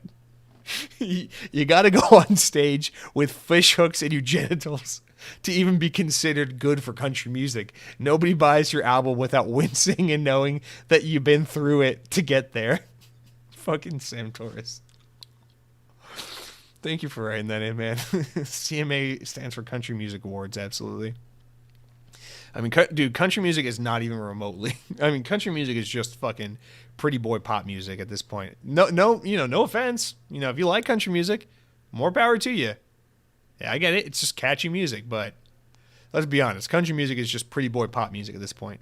Not that there's anything wrong with that, but that is what it is. All right, Hellblade 2, let's talk about it. Burn Feeling writes in with the burning question, says, oh no, another doo-doo. We saw Hellblade 2 just a little over a year ago at the Game Awards, but I agree. We need to see all the games in action soon. Well, okay, fair thing to point out. But again, I'm talking about actual gameplay. I'm not talking about CGI. I'm not talking about little teasers or talking about the technology behind the game. I'm talking about seeing moment-to-moment gameplay, running in action, what you'll get when the game comes out. That's what I'm talking about. And you say, just to clarify, the Spacer's Choice edition of Outer Worlds wasn't handled by Obsidian, but Virtus. It was just so we put the blame on the right studio. Keep up the good work, always listening on Spotify while I'm working. I appreciate the correction, Burn Feeling. Thank you. Listen, I can't pay. The podcast doesn't generate any revenue whatsoever, so I cannot pay. But how'd you like to work for free as the guy that points out all my corrections so that when I'm writing the notes for the podcast every week, I can just kind of, what do you got for me? Okay, here are all the corrections I need to address. Perfect. Thank you, Burn Feeling. I'm joking, but maybe not. And free gig's a free gig. It might look good on a resume. I cried Jesse on the Xbox On podcast. Instant hire. In this economy, that's good resume experience. Thank you, Burn Feeling. Have a great weekend. Thank you for writing in. Seth Weiss writes in next and says, speaking of NPC dialogue, have you ever seen Conan O'Brien and Andy Richter in Halo 4? Pretty funny stuff. Worth a search. Seth, I thank you for writing this in, actually. I have never heard of this and never seen it. And that is shocking because I absolutely adore Halo 4. But yeah, I was never aware of this. So thank you for bringing this to my attention. I actually had to look this up. Super funny stuff.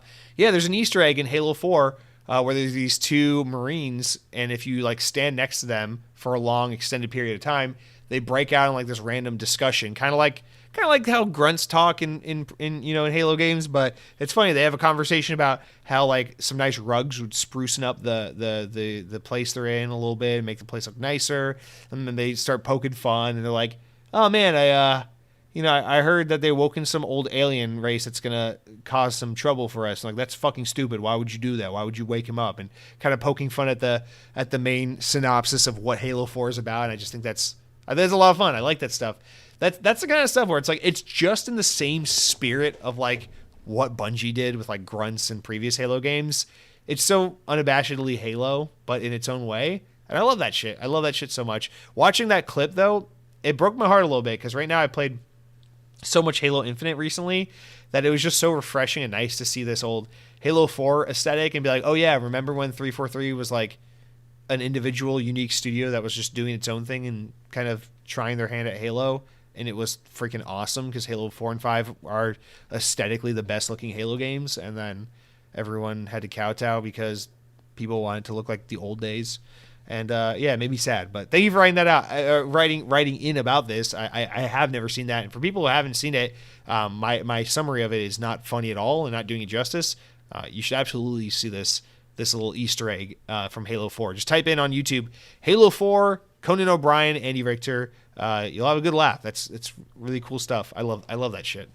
Halo's got some of the funniest Easter eggs. I really do enjoy seeing these things. They make me happy to see. All right. We only got a few more comments left. We only got 3 more left. And then the 200th episode of the podcast is over. So let's savor these last 3. Let's slow it down. Let's do it in slow motion. Mr. Malg writes in and says, if they make a special edition, we're talking about Spider-Man and PlayStation VR, Xbox things. If they make a special edition Spider-Man themed PlayStation 5 console, I'm buying it as soon as possible. Also, what's your thoughts on PlayStation VR 2? It seems incredible in terms of tech. All right. Dude, I'm not gonna lie. I joked about buying a PS5 earlier. I don't have a PS5. But Spider-Man 2 is tempting as hell because I want to play Spider-Man 2 so bad, and it's gonna make me want to buy a PS5 so bad when that game comes out because it's not gonna come to PC for another year after the game comes out. I don't know if I can be that patient. So you got my mind spinning. I might have to borrow a PlayStation 5 from someone or something. But yeah, Spider-Man 2 is going to be so good, and that's a no-brainer. Do a Spider-Man themed console like they did with the last Spider-Man game. Pretty good idea. All right. As for PSVR 2, I'll be honest, I haven't followed it too closely. From what I have seen and can tell, it seems like it's a great upgrade. The hardware looks and feels a lot better. The new controllers are great. The tech is really good, really powerful, but the launch lineup seems to be not great. There's a Crossfire game that's on PSVR 2, only on PSVR 2, and I'm pissed off about it because I want to play it on Oculus. But nonetheless, yeah, man, I followed a little bit of it, and it just seems like it landed with a thud. No one's really talking about it or buying it. Its sales are pretty weak. Its launch lineup kind of sucks a little bit, which is unfortunate because I actually really respect and commend PlayStation for sticking so hard to VR in a world where they are no longer doing handhelds. I'm just glad that Sony's doing something PlayStation hardware related outside of just PlayStation consoles. So I'm a fan of PSVR. I want to champion it. I want to see it continue and to thrive. But it's nothing I'm picking up or anything like that, and it's nothing that makes me super jealous with my Oculus Quest 2 because my Oculus Quest 2 fucking rocks. The fact that it's all one little piece of equipment. I don't have to hook up cables to a box to a console, and it's super affordable. And I love this thing. I'm happy with this as my hardware for VR for quite a while. But no doubt, PSVR 2 is an impressive piece of kit. I'm a little sad to see that it's not getting more attention. I just think it's probably one of those things where its launch lineup was weak, the price tag is high, and they're launching into a not so great time economic wise with inflation, everything the way it is, unemployment rising. It's not a great time. PlayStation couldn't have seen this all coming a few years ago, of course, when they started developing this thing, but I think this piece of hardware is going to suffer greatly from the economic conditions in which it's being launched in. So this is going to be PlayStation's Wii U moment, I guess, or maybe that's what the PlayStation Vita already was. But yeah, it's a cool piece of kit. It doesn't really have my interest peaked all that much, but Spider-Man 2 on PS5, ooh, I can't wait. Can't wait. All right.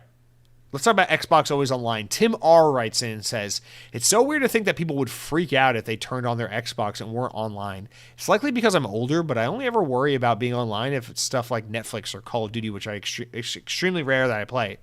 I get that that the norm is to always be online, though, and that makes sense that the devs would build games with that in mind. But keep kicking ass, Jesse, and I'll be tuning in tomorrow to see what new food controversy you stir up. Sorry to let you down. I don't have any new food controversy, but I am telling you to put some 30-cent beef on your spicy potato taco at Taco Bell, though. And you can get that beef grilled cheese burrito at Taco Bell. I know I'm a chicken guy usually, but there's some good beef shit happening over at the T-Bell, so there you go. Yeah, man, to each their own, man. I gotta be honest. To me, my Xbox, it's like my phone. If the thing's not connected to the internet, it's useless. I'm like, gross. I don't want to use the thing. That sucks. I gotta be online. So I really resent the idea of not being online all the time when I'm playing my console. I want to get my notifications. I want to be alerted of updates. I want to be able to browse the store. Almost every time I get on my Xbox, I browse the store a little bit. I just like doing it. So I don't know. I got to be connected online to my Xbox. And I'll be honest, the older I get, the less and less I play with other people on Xbox. So it's not necessarily that I need to be connected online so I can play with my friends or anything. Not really. I got to be online. I'm not. It feels like my Xbox is broken if I'm offline, if that makes sense. So I don't know, man. Maybe it's just a personal preference, but it's probably healthier that you're okay with playing your games in your Xbox offline when not necessary. I bet you're probably the same kind of person that can not touch their phone 8,000 times in an hour because you have the self-discipline. So it's probably healthier that you are that way, and we could all learn from it. But no, I got to be online all the time. Xbox, if you're offline, yeah. All right, final comment of episode 200 comes from none other than Headhunting Halo. It's a tradition. You end with Headhunting Halo. He always gets the final word, and this week is no different. Headhunting Halo says, 200 episodes, woohoo, congratulations to you, my dear friend. I have finally finished Atomic Heart, and I give it an 8. It is kind of slow at the beginning, but stick with it, and it turns out to be a fun time. We are so close to the Mario movie, I cannot wait. I pre-bought my tickets. I'm already pretty stoked. Only thing I'm scared about is Illuminations, the team making the movie. Please don't fudge it up. I hate Minions movies, and I just hope that I hope they take a right turn this time. But from everything I've seen, it looks like it's going to be pretty damn good. I don't know about you, but Season 3 of Halo is so good, and we are finally on track for regular seasons. Have a great week, my guy. Give the kitty kisses for me. Headhunting Halo, thank you for writing in. I appreciate the kind words and congratulations and all of that. Atomic Heart, glad you liked it, man. I don't know that I'm that high on it, and I'd probably get maybe an 8. I enjoyed it like an 8 out of 10, but if I'm trying to be critical, I'd say it's more like a 6. But it's a good game. I genuinely had a good time with Atomic Heart, and I'm glad you did as well. It's good to see other people enjoying it, being able to come to their own conclusions and enjoy it the way they see fit, without just hearing the whole the game's not very good, don't bother playing it. Because I think a lot of people miss out sometimes on great games because a lot of critics who really don't know what the fuck they're talking about are just like, this is not Overwatch 3, and therefore it's not a very good game. 6 out of 10. So whatever. But yeah, man, the Mario movie, controversial. When they showed that first teaser for it last year, I was like, this movie looks damn good. The animation's beautiful. It looks pretty promising. I was into it. But the more we see of this movie, the more trailers they release, the less I'm looking forward to it, to be honest. I think sometimes I see some of these newer trailers, I'm like, it looks like it's a really, really breathtaking movie that just devolves into being what every Illumination's DreamWorks movie ends up being. I hope I'm wrong. I do plan on seeing it. I did not buy my tickets in advance. Orlando, Florida is a crazy fucking place. I like, it cannot be stressed enough. Young 20-something-year-old nerd culture type kids, people who are obsessed with video games and punk rock and fucking and theme parks and cartoons and comic books and superheroes and Mario Bros and all that shit. Like, that shit is rampant here. Like, that is the culture here. More than old people, more than families, more than whatever it is you see wherever you guys live, wherever in the world all you guys live. Trust me, Orlando, Florida is a lawless, fucking crazy place. The theme park industry here, it just draws a bunch of sweaty motherfuckers like me who are just all into the theme parks and the video games and the nerd culture. And I watched the new Miss Marvel movie. And so anytime something like this happens, especially something as high profile as a Mario movie, you got to stay away for a little bit because the crowd's just scary. It's just way too much. It's too many people. It's too aggressive. So for Mario, I'm avoiding crowds for the first week or two. I'll watch this movie probably later in its theatrical run, but I do plan on seeing it in theaters. I am excited to see it. I'm a huge Mario fan. I always forget that because I just don't play Nintendo a lot anymore. But the majority of my favorite games I've ever played in this world are still Mario games. Like, I love Sonic, I love Halo, but man, fucking Mario Galaxy is my favorite game of all time. Mario Odyssey is fantastic. I like Mario Sunshine. I like the classic 2D games. I love Mario games so much. I like the Mario 3D Worlds. I like New Super Mario Bros. Mario is so phenomenal, and the fact that we're getting a Mario movie finally, like, not, live action one from back in the day doesn't count, but the fact that we're getting like this kind of Mario movie it's awesome. It's exciting. It's something people have looked forward to and waited for so long. And this movie's been in production and rumored for so long. The fact that we're here and it's happening, it is exciting. And I am definitely excited to give it a look, but I'm exactly with you. I don't trust Illuminations. I think they're a dog shit movie studio. I don't know if they've ever made a single movie that doesn't suck ass, although, to be fair, I haven't seen them all. I've only ever watched Despicable Me 1 and Sing, I think, are their only two movies I've ever seen. I think they made that Hot movie in like 2008. Oh my God, please burn my eyes out. Yeah, they're a dog shit studio as far as I'm concerned. I know a lot of people can try to convince themselves Despicable Me is cute. Listen, if you find enjoyment in that movie franchise, good for you. More power to you. I try to watch a lot of movies from a lot of animated studios because animated movies are my favorite kind of movies. But I think Illumination sucks dick. They're a terrible studio. Their movies suck. I hate their characters. I hate their movies. I hate Minions. I'm just a big old grumpy hater when it comes to this team. And man, like I look at Comcast and Universal, and I'm like, bro, you could have given this to fucking DreamWorks. You could have given this to DreamWorks, because even though DreamWorks is kind of weird. They have a hit or miss record. I feel like DreamWorks either makes really good movies or absolute dog shit movies, but at least they make good movies sometimes. It's like, if you're gonna, why wouldn't you give this to DreamWorks? Was kind of my, at the end of the day, response to when this movie was announced to be in production at Illumination. But nonetheless, we're going to give it the benefit of the doubt. The animation looks beautiful, although I think some of the more recent trailers make the movie look a little bit paint by numbers in terms of what it's going to do. Not to be a Disney fanboy, but sometimes you got to be, because they generally, not always, but generally and historically are better than pretty much everyone else. The premier animation studio is Pixar, so not that I want Disney and Pixar making a movie based on a license they don't own. I'd rather just have original content. No Toy Story 5, no Mario movie, just a new original idea. But if anyone's gonna knock it out the fucking park, it would have been Pixar, because they're the shit. Pixar's awesome. Also, shout out to the other smaller animation studios in America that have some prominence, Leica, teams like that. Anyway, nonetheless, I'm excited to watch this. I'm sure it will be fine. I think Nintendo has such a heavy hand on it from stem to stern that they're going to make sure this movie is at the very least decent. So I'm not expecting anything amazing. I mean, look at the Sonic movies. They had no right to be good, and they ended up being pretty okay. So listen, I'm sure the movie will be a good time. Let's all watch it. Try to forget about Minions, and we'll get through this together, okay? Headhunting Halo? Yep. As for that, glad you're enjoying Halo. I gave that kitty kisses. I kiss that kitty every day. I love that kitty so much.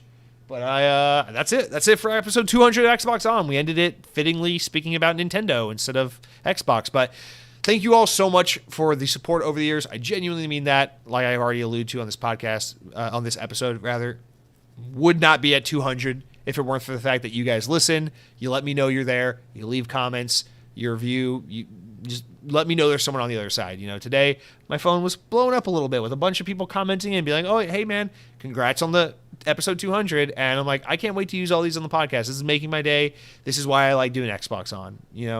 Like I said, there was a time where me and all my buddies used to play on Xbox, and then they started growing up and playing PC and PlayStation and moving away.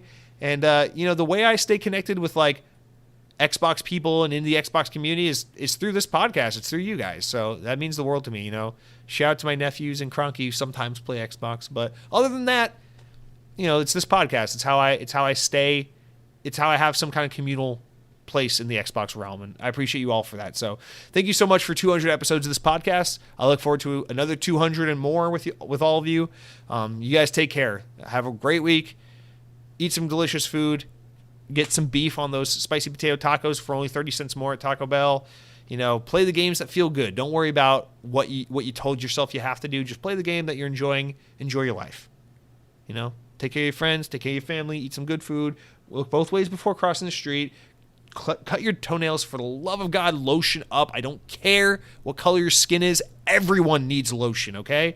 I hate this misconception that only some people need to use lotion. I don't care what your gender is. I don't care what your race is. We're all human, and we all need lotion. So take care of your skin so you don't end up aging like an old sack of shit, okay? Take care of yourself. Be beautiful. Embrace who you are. Remember that sometimes there's a good discount on buy one, get one at Publix on soda, on Pepsi products. That is the only time you should be buying soda at Publix. Otherwise, it's insanely overpriced, and you should be purchasing it at Walmart. But aside from that, what else? Brush your teeth, do your homework, empower your dreams.